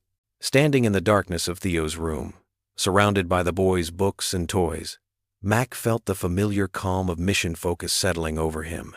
He'd protected these children once before. He would do it again. This time, though, he had help, not just his fellow veterans, but Anna's steady presence and Eleanor's resources. "We should tell Eleanor about what we found," Anna suggested, already moving toward the door. Mac nodded, following her. As they descended the stairs, he could hear his phone buzzing with responses from his veterans' network. Help was coming. Soon they would move, following the trail Zoe and Theo had left for them, a truck, a fish decal, and a song sung off-key by someone who never should have known it in the first place. The wooden doors of St. Lydia's Church creaked open, warm light spilling onto the misty sidewalk. Pastor Ruth Chen stood in the doorway, her silver hair gleaming as she waved people inside. The old church, usually quiet at this late hour, hummed with urgent energy as townsfolk streamed in, retired veterans in worn baseball caps, librarians still wearing their name tags, and worried neighbors in hastily thrown-on jackets. "This way," Pastor Ruth called out, directing everyone to the fellowship hall. Her calm voice carried authority earned through decades of service. "We've got coffee brewing and maps spread out on the tables." Inside, the fellowship hall transformed into an impromptu command center. Folding tables held detailed maps of Cedar Harbor and the surrounding area. Coffee steamed in paper cups, untouched as people focused on the task at hand. The fluorescent lights cast harsh shadows, but somehow the wooden cross on the wall seemed to soften the room's anxious atmosphere. Max stood at the front, his military bearing evident despite his civilian clothes. Dark circles shadowed his eyes, but his voice remained steady as he addressed the gathered crowd. "Thank you all for coming. We're looking for 2 children, my daughter Zoe and Theo Whitfield. They're smart kids who know basic safety protocols." He pinned a map to the wall, his movements precise. "We'll work in teams, coordinating with local police. This isn't about heroics or revenge. It's about bringing our kids home safely." Eleanor Whitfield sat in the front row, her elegant posture unchanged despite the crisis. When she stood to speak, her voice carried across the room with quiet strength. Some of you may wonder why I'm here instead of waiting at home. But if these people thought to break us through fear, they'll find us unbroken. We're stronger together." Pastor Ruth squeezed Eleanor's shoulder. "Amen to that." Mac continued outlining the plan, marking search zones on the map. "No weapons, no confrontations. We're eyes and ears only. If you spot anything suspicious, radio it in. The police will handle any direct intervention." Anna, who'd arrived with a stack of radio handsets, distributed them efficiently. "Channel 3 for check-ins, Channel 4 for emergencies only." The veterans in the crowd nodded approvingly at the organized approach. They understood the value of discipline over emotion. A retired Marine sergeant raised his hand. "What about the ferry warehouse district? Lots of empty buildings down there since the new port opened." "Good thinking," Mac agreed, circling the area. "We'll need teams checking those structures systematically. Remember, the truck we're looking for has a distinctive fish decal on the back window." Eleanor stepped forward, her voice firm. "I've contacted the harbor master. He's granted us access to all private docks and storage facilities. Use these badges if anyone questions your presence." She held up a stack of temporary permits. Pastor Ruth moved through the crowd, offering quiet prayers with those who asked. Her presence seemed to steady nerves and focus minds. "Remember," she said, "we move with purpose, not panic. These children are under God's eye, even now." The logistics fell into place with military precision. Teams formed naturally. 2 veterans paired with locals who knew every back road and hidden corner of Cedar Harbor. Maps were distributed, radio channels checked, cell phone numbers exchanged. 10-minute radio checks, Mac instructed. "If you lose contact, return to St. Lydia's immediately. Pastor Ruth will maintain base operations here." He paused, making eye contact with each team leader. "Stay sharp, stay calm, and stay together." Eleanor stood beside him, her designer coat replaced with a practical jacket. Her face showed no trace of the tears she'd shed earlier. "We move as one community tonight," she said. "Rich or poor, newcomer or old-timer, none of that matters. What matters is bringing our children home." The assembly nodded in agreement. Someone started humming Amazing Grace, and others joined in softly. The impromptu hymn filled the fellowship hall, replacing fear with resolve. Pastor Ruth raised her hands in a brief blessing. "Go with God's speed and wisdom. May your eyes be sharp and your hearts be steady." The group moved out into the parking lot, where a line of vehicles waited. Pickup trucks with fog lights, family SUVs, even Eleanor's town car, all pressed into service for the search. Flashlights bobbed in the mist as teams checked their equipment one final time. Mac did a last radio check from his truck. "Base, this is Team 1. Radio check." Pastor Ruth's voice crackled back clearly. "Received, Team 1. All teams showing green." Eleanor slipped into the passenger seat beside Mac, her face set with determination. Anna took the back seat, spreading out a detailed map on her lap. No one questioned Eleanor's right to be there. This was her grandson, her family, her community too. The fog had thickened, creating halos around the streetlights. One by one, engines turned over, headlights piercing the darkness. The caravan of vehicles lined up, ready to move out into the night. Each driver knew their assigned search zone, each team prepared for the task ahead. Pastor Ruth stood in the church doorway, her figure silhouetted by the warm light behind her. She raised her hand in blessing as the first vehicles pulled away. The procession of headlights cut through the fog like a river of hope flowing into the darkness, carrying Cedar Harbor's determination to bring its children home. The abandoned ferry warehouse loomed against the foggy shoreline, its weathered walls barely visible in the dim light of dawn. Salt-laden wind whistled through broken windows, carrying the musty scent of rotting wood and rusted metal. Mac's truck crawled to a stop behind a stack of empty shipping containers, headlights off. Eleanor gripped the door handle, her knuckles white. Anna leaned forward from the back seat, studying the building's outline through binoculars. "2 vehicles around back," she whispered. "One's the truck with the fish decal." Mac nodded, his military training taking over as he assessed the situation. The warehouse stretched long and low, its loading bays facing the water. Most windows were boarded up, but a few shed weak light from inside. A chain-link fence, bent and rusted, offered little security. "Remember," Mac said softly, "police are 4 minutes out. We keep them talking, keep it calm." He touched the radio at his belt. "Base, Team 1 in position. Pastor Ruth's voice crackled back. Received. Police en route. God be with you. They moved silently toward the building, staying in the shadows. Eleanor matched their careful pace, her expensive boots somehow finding silent purchase on the gravel. The veteran volunteers spread out, covering exits with quiet efficiency. At the side door, Mac heard voices echoing inside. A man's angry whisper, then a child's muffled sob. His heart clenched, but his hands remained steady as he tested the handle, unlocked. The door opened with a slight creak. They entered a narrow hallway lined with old life jackets and faded safety posters. The voices grew clearer, coming from the main storage area.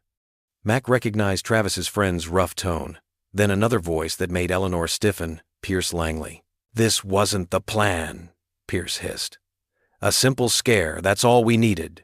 Just enough to delay the vote." "Plans change," Travis's friend growled back.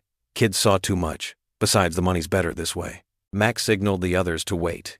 He eased forward, staying close to the wall, until he could see into the vast storage space. Wooden crates created a maze of shadows. In the center, under harsh fluorescent lights, stood Travis's friend, a bulky man, with a distinctive scar near his ear. He kept one hand on Theo's shoulder. Nearby, Zoe sat cross-legged on a crate, her expression more angry than afraid. Her tablet lay beside her, its camera lens glinting. Pierce paced, his polished shoes clicking on concrete. His usual smooth manner had cracked, showing raw panic beneath. "This is insanity. Release them now, before—" "Before what?" The scarred man sneered. "Before your precious reputation gets dirty? Too late for that, Mr. CFO." Mac stepped into the light, hands raised, voice calm but carrying. "Let's talk about better choices." Everyone froze. Pierce's face drained of color.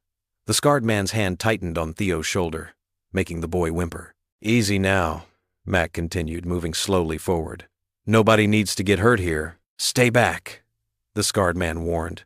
But Mac noticed his free hand trembling. "You're scared," Mac said quietly. "Making mistakes because you're scared. I understand that. Been there myself." Pierce found his voice. "Ellis, you don't understand anything. This is business. This is children." Mac cut in, still gentle but firm. "This is crossing lines you can't uncross." He lowered his hands, a gesture of trust that made the scarred man blink in surprise. "When I came home from deployment," Mac continued, "I was angry, felt betrayed by the system, made some bad choices too." He took another careful step. "But somebody gave me a second chance, helped me remember what service really means." Theo's eyes were huge, fixed on Mac. Zoe hadn't moved, but her hand inched toward her tablet. "Service?" Pierce laughed bitterly.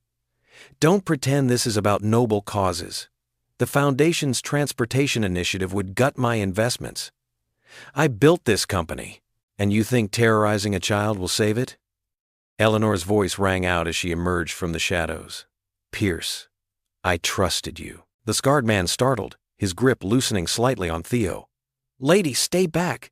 This is exactly my business," Eleanor said. "These are our children, our community." She moved to stand beside Mac. "And you, Pierce, you had a choice between profit and people. You chose poorly." Pierce's composure crumbled. "The board would have delayed the vote. A simple scare, that's all it was supposed to be. Just enough controversy to postpone things until the quarter ended. I never meant—" "Got it," Zoe said clearly, holding up her tablet. The recording light blinked red. Everything happened at once. The scarred man shoved Theo away, reaching for something in his jacket. But Mac was faster, closing the distance in 2 smooth steps. He caught the man's wrist, turning it expertly until whatever weapon he held clattered to the floor. Police sirens wailed outside. Heavy boots thundered down the hallway. Pierce turned to run but found Anna blocking his path, her stance solid as a mountain. "Don't," she advised quietly. Officers flooded the room, weapons drawn. "Police! Everyone down!" The scarred man slumped in defeat as handcuffs clicked around his wrists. Pierce didn't resist as he was cuffed, his expression dazed. Theo broke free from the officers trying to check him, running straight to Mac.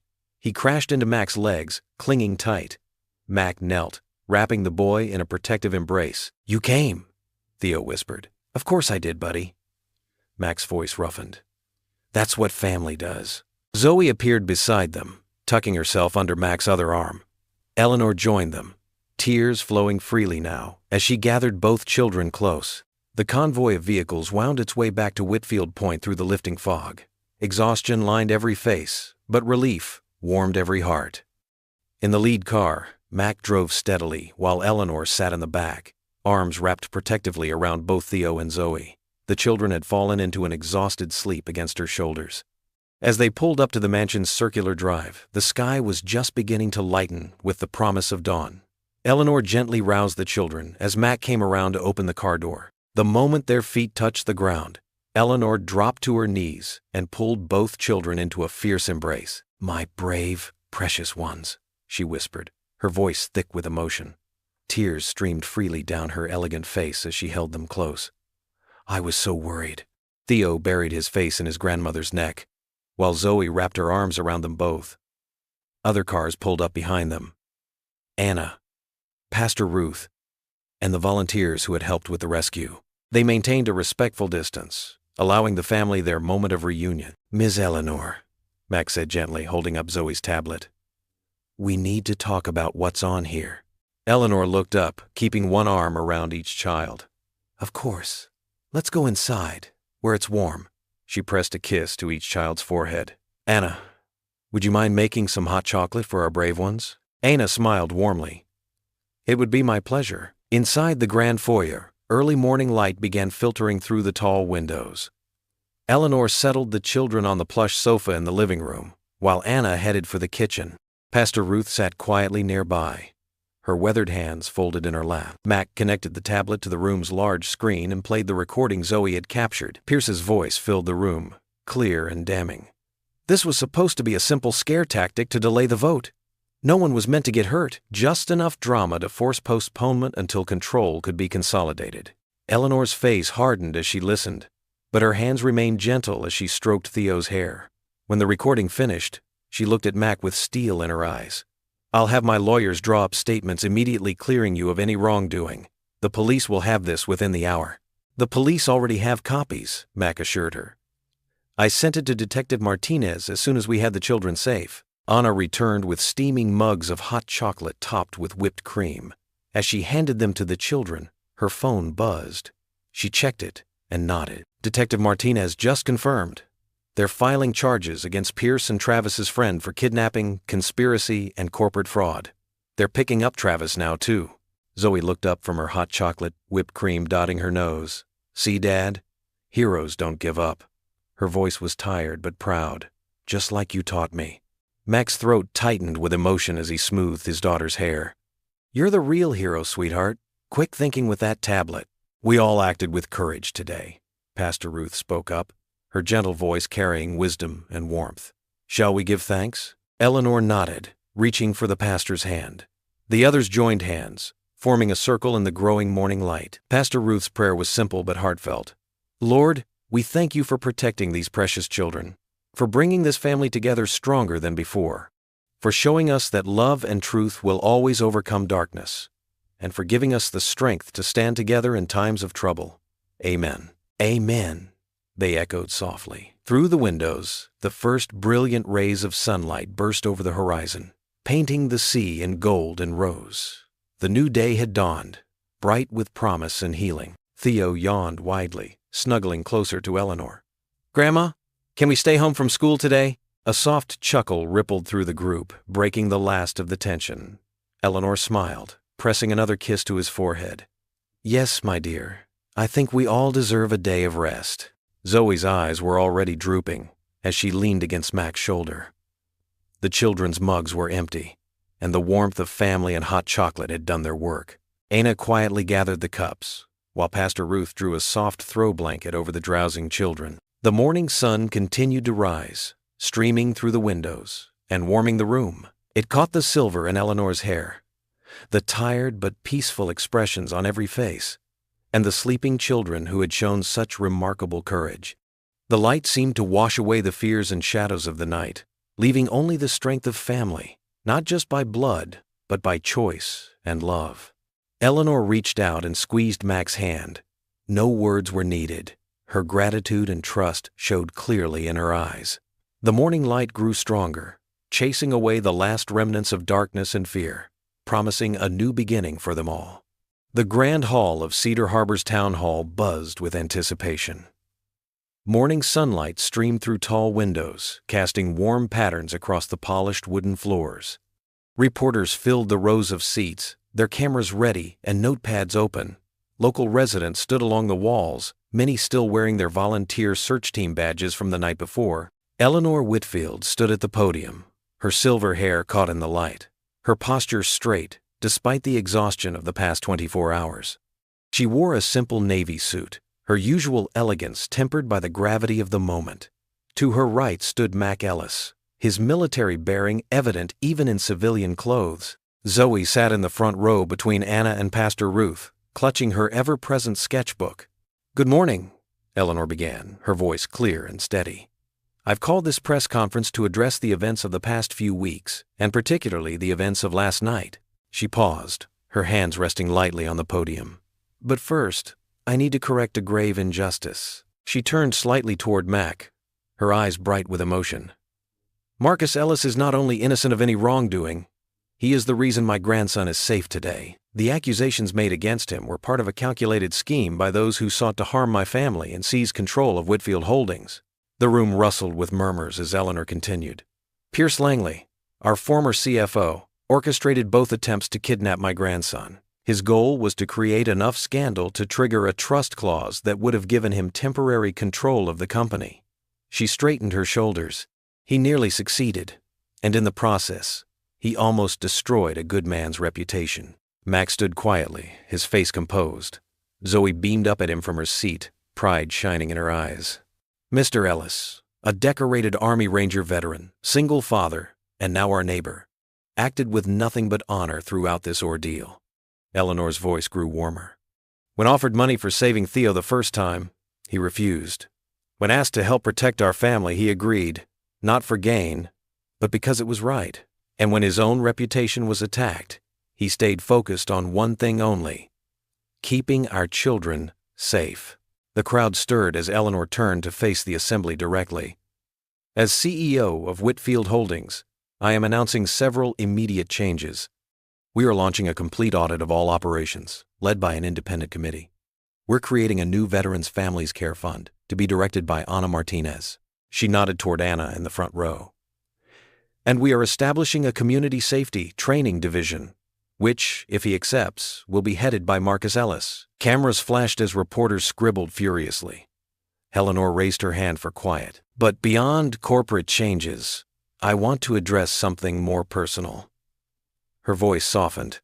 "This community showed its true heart last night. Veterans, church members, librarians, teachers, you all came together to help find our children. You didn't ask about status or background. You simply acted with love and courage." Pastor Ruth dabbed at her eyes with a tissue. Several other townspeople nodded, some reaching to clasp hands with their neighbors. "I particularly want to thank Zoe Ellis," Eleanor continued, smiling at the young girl. "Her artistic gift helped provide crucial clues, and her friendship has helped my grandson heal." Zoe ducked her head, but her smile grew wider. Eleanor stepped back from the podium, gesturing for Mac to join her. He moved forward with characteristic quiet grace. "Mr. Ellis," called out a reporter from the Cedar Harbor Gazette, "will you be accepting Mrs. Whitfield's offer? Will you stay?" The room grew still. Mac looked at Zoe, then at Eleanor, before turning to face the crowd. A faint smile touched his lips. "If I'm welcome," he said simply. The applause started slowly, then built until it filled the hall. Pastor Ruth stood first, followed by Anna. Then the whole assembly rose to their feet. Zoe ran to her father, wrapping her arms around his waist. Eleanor watched them, her eyes glistening with unshed tears. When the applause finally quieted, Eleanor returned to the podium for questions. Reporters raised their hands, eager for details about Pierce's arrest, the company reforms, and the new community initiatives. Through it all, Mac remained a steady presence at her side, his quiet strength a reminder of how much had changed in just a few weeks. The morning sun climbed higher, warming the hall as the press conference continued. In the front row, Zoe opened her sketchbook and began to draw. Her pencil moved quickly across the paper, capturing the scene. Her father standing tall, Eleanor speaking with renewed purpose, and the community gathered together, not in fear this time, but in hope. Sunlight filtered through the floor-to-ceiling windows of the Whitfield Foundation's boardroom, casting long shadows across the polished mahogany table. The room hummed with quiet conversation as board members settled into their leather chairs, papers rustling and coffee cups clinking against saucers. Eleanor stood at the head of the table, her silver hair gleaming in the morning light. She wore a cream-colored blazer, her posture straight but relaxed. Ana Delgado sat to her right, dressed in a simple blue dress that matched her calm demeanor. Mac Ellis, in a pressed navy suit that still couldn't hide his military bearing, sat beside Ana.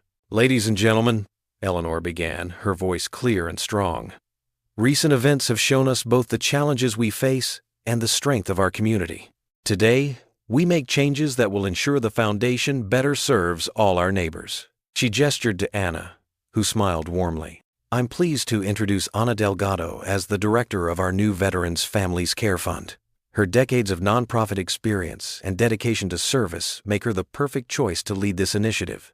Ana stood, her hands clasped in front of her. "Thank you, Eleanor. This fund will focus on practical support, housing assistance, job training, childcare, and mental health services for veterans and their families. We aim to bridge gaps and build lasting connections between military and civilian communities." Several board members nodded approvingly.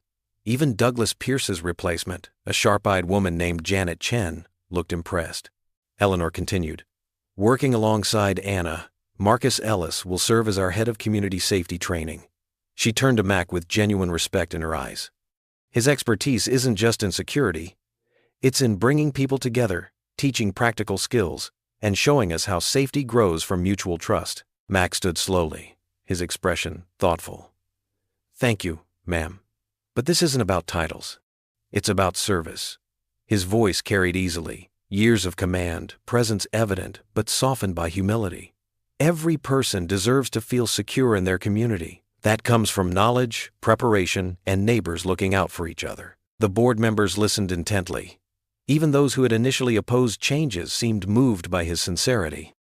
"Now," Eleanor said, turning to the main agenda, "let's address the Transport Equity Initiative." She distributed detailed folders. "You'll find updated proposals incorporating community feedback. The goal remains the same: ensuring affordable, reliable transportation for all Cedar Harbor residents." The room grew quiet as board members reviewed the documents. The initiative would effectively end the monopoly of a predatory transport company that had long overcharged low-income residents. "Questions?" Eleanor asked after several minutes. Janet Chen spoke first. "The financial projections are solid, and after recent events, the need for transparency is clear. I vote yes." One by one, board members voiced their support. Even traditional critics acknowledged the thorough planning and community benefits. The vote was unanimous. Eleanor's eyes shone with quiet triumph. "Thank you all. This marks a new chapter for the foundation, one of greater accountability and deeper community engagement." As the meeting concluded, board members gathered in small groups, discussing implementation details. Ana chatted with Janet about veteran outreach programs, while Mac answered questions about community safety workshops. Eleanor made her way to Mac's side. She squeezed his hand gently, her voice soft but firm. "You gave us back our courage." Mac met her gaze, understanding the weight of those words. The foundation hadn't just recovered from a crisis. It had found a new purpose, a stronger connection to the community it served. The morning sun continued to warm the boardroom, highlighting the fresh flowers on the table. Bright yellow daffodils that Ana had brought, symbols of new beginnings. Through the windows, Cedar Harbor spread out below, its streets and neighborhoods no longer divided by invisible barriers of wealth and status, but united by shared purpose and restored trust. The board members filed out, their conversations focused on action plans and timelines. Ana gathered her papers, sharing a knowing look with Mac. They had work to do, lives to touch, a community to strengthen. And now, they had the resources and support to do it right. Eleanor closed her portfolio, her shoulders straight, her face serene. Years of business success had taught her to recognize pivotal moments. This was one, not just for the foundation, but for Cedar Harbor itself. The room gradually emptied, leaving behind the quiet satisfaction of promises made and purpose found. The Transport Equity Initiative would move forward, but it was more than policy now. It was part of a larger transformation, a recommitment to the values that made communities strong: trust, service, and the courage to do what was right. The morning sun streamed through the tall windows of Cedar Harbor Academy's assembly hall, warming the wooden pews where parents and students gathered. Mac Ellis sat beside Eleanor Whitfield in the third row, both watching as children filed onto the stage for the morning program. His Army-trained posture hadn't changed, but his eyes had softened since moving to Whitfield Point, especially when they landed on Zoe or Theo. Mrs. Bradford, the board member who had once suggested Zoe attend the charter across town, approached them, clutching a Tupperware container. Her designer heels clicked against the polished floor, and her perfectly styled hair caught the light. But today, her usual air of superiority had been replaced by something humbler. "Mr. Ellis," she said, her voice quieter than usual, "I brought these cookies, my grandmother's recipe." She held out the container with slightly trembling hands. "But more importantly, I wanted to thank you for speaking to our children about everyday heroes.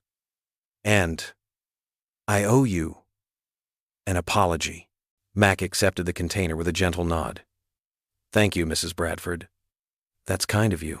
"No, please." She wrung her hands together. "What I said before about Theo and about your daughter, it was cruel and wrong. Your talk about looking past appearances, about finding courage in ordinary moments, it made me realize how my own prejudices hurt others." Eleanor watched the exchange with quiet approval, her elegant hands folded in her lap. Mac's steady presence had changed more than just their family. It had begun rippling through the whole community. "The past is past," Mac said simply. "What matters is moving forward with open hearts." Mrs. Bradford's eyes welled with tears. "Your daughter, she gave my Timothy one of those Brave Hearts badges last week when he was scared about his math test. Said being brave doesn't mean not being afraid. It means trying anyway." A small smile tugged at Mac's lips. "Sounds like Zoe." The lights dimmed slightly, signaling the start of the assembly. Mrs. Bradford hurried back to her seat as Principal Chen approached the microphone. The room settled into an expectant hush. "Today," Principal Chen announced, "we have a special presentation from our students about what makes a hero." Zoe bounced onto the stage first, her dark curls tied back with a ribbon, wearing a hand-decorated T-shirt with Brave Hearts Club written in glitter. She approached the microphone without hesitation. "Heroes aren't just in movies," she declared, her voice clear and strong. "They're everywhere, like the librarian who knows exactly which book you need, or the crossing guard who keeps us safe, or the lunch lady who remembers you're allergic to peanuts." She gestured to a wall where dozens of drawings had been pinned up. "We made badges for the everyday heroes in our lives." Other students began presenting their badges, each telling a story about someone who had shown everyday courage. Mac noticed how even the most reluctant speakers stood taller when talking about someone they admired. Eleanor leaned close to whisper, "You and Zoe started something beautiful here." Then Theo stepped forward, looking small but determined in his school blazer. He walked to the grand piano that had been positioned at the side of the stage. The room grew still. Everyone knew he hadn't touched a piano since losing his mother. She had been his first teacher. Theo sat at the bench, his feet barely reaching the pedals. He placed his hands on the keys, took a deep breath, and began to play. The melody that filled the hall was Simple Gifts, the same song his mother had taught him years ago, but now it carried new meaning. His small fingers moved with growing confidence as the sweet, clear notes rose to the rafters.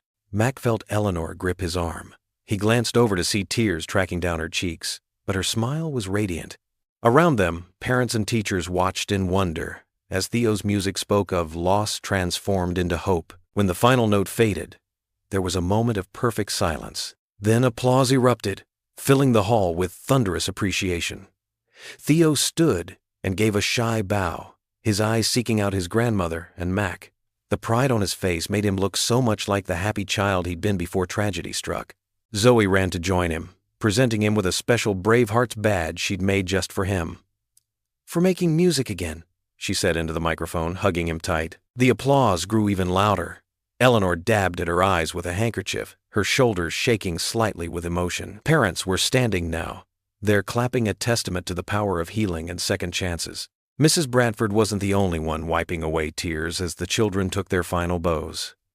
The assembly hall rang with joy and appreciation, a symphony of clapping hands and sniffling noses, celebrating not just talent but courage, the everyday kind that changed lives one small moment at a time. Through it all, Max sat steady and strong, watching the children beam under the warm applause.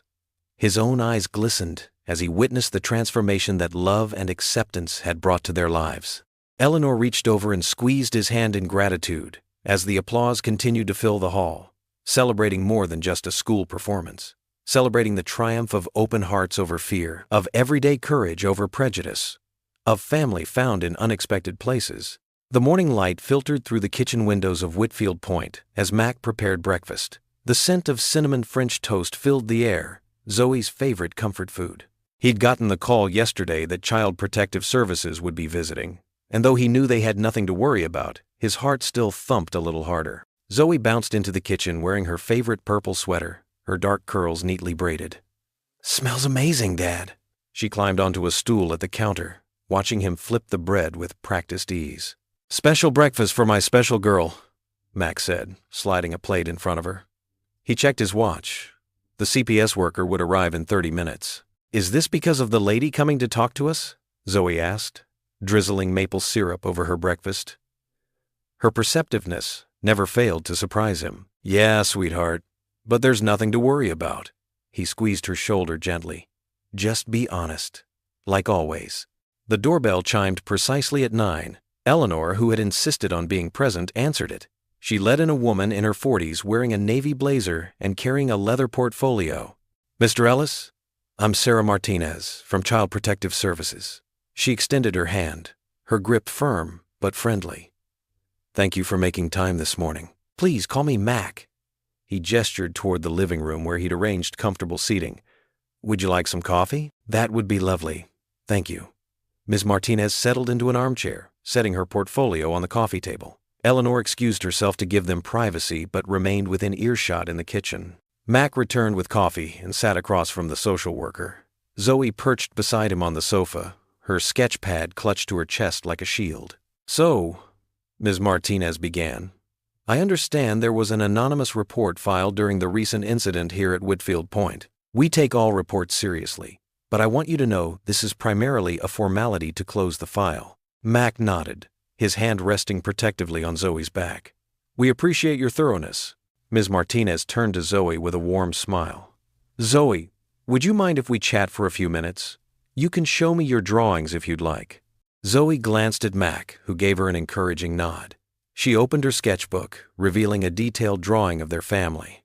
Mac in what looked like a superhero cape, standing beside her.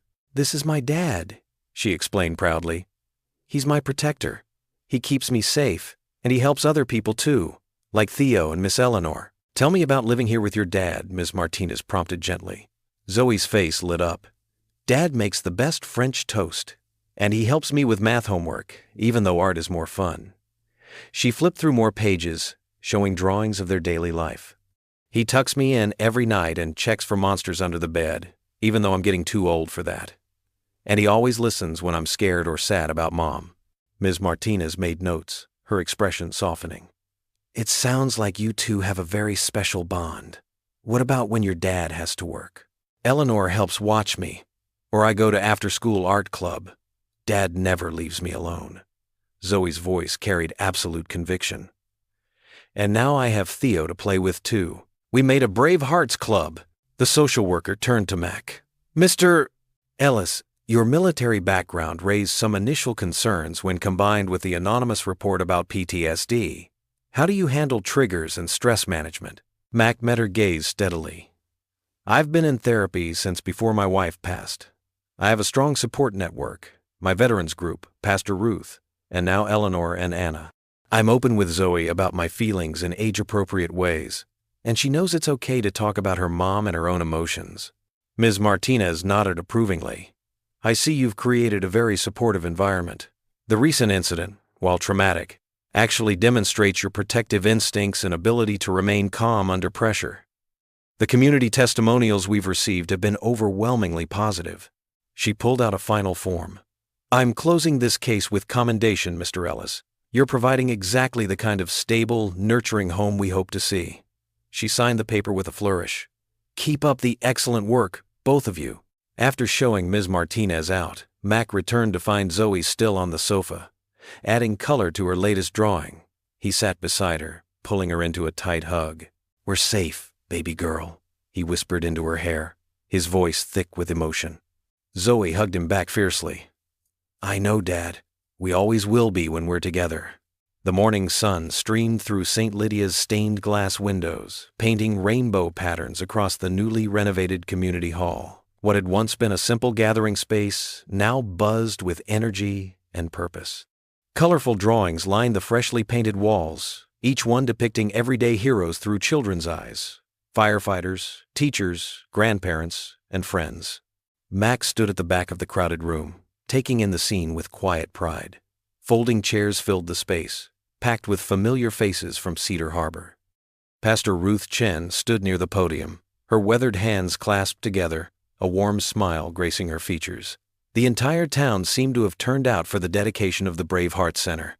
Zoe fidgeted beside him in her best blue dress, clutching a rolled-up piece of paper. She had been secretive about this particular drawing, working on it late into the night. Even Mac hadn't been allowed a peek. "Nervous, sweetheart," he whispered, placing a gentle hand on her shoulder. She shook her head, brown curls bouncing. "No, Dad. I just hope Grandma Eleanor likes it." The word grandma still caught him by surprise sometimes, but it felt right. In the weeks since the warehouse incident, Eleanor had become family in all the ways that mattered. At the front of the room, Eleanor approached the podium. Her silver hair caught the morning light, and her eyes sparkled with emotion as she surveyed the gathered crowd. She wore a simple blue blazer. No flashy jewelry or power suits today. This wasn't about Whitfield Holdings or business dealings. This was about community. "Friends and neighbors," Eleanor began, her voice steady and warm. "When my late husband Richard and I first moved to Cedar Harbor, we dreamed of creating a place where people could come together, where children could feel safe, and where kindness would be celebrated." She paused, drawing a deep breath. "But somewhere along the way, we lost sight of what truly matters. We built walls instead of bridges." The room fell silent, everyone hanging on her words. In the front row, Theo sat straight-backed, his small hand intertwined with Ana's. He'd come so far from the frightened boy in the library. "It took nearly losing everything," Eleanor continued, "to remember what community really means. It's not about wealth or status. It's about people looking out for each other. It's about veterans teaching safety classes to our children. It's about librarians who notice when something's wrong. It's about fathers who step up to protect not just their own kids, but everyone's children." Mac felt his chest tighten as several heads turned his way. He focused on breathing steady, the way he'd taught Theo to do when anxiety crept in. "The Brave Heart Center isn't just a room with some drawings," Eleanor said, gesturing to the walls around them. "It's a promise to remember what we learned. That heroes don't wear capes. They wear work uniforms and aprons and sometimes even security badges." She smiled directly at Mac. "They drive old trucks and make chili and teach our children how to be brave."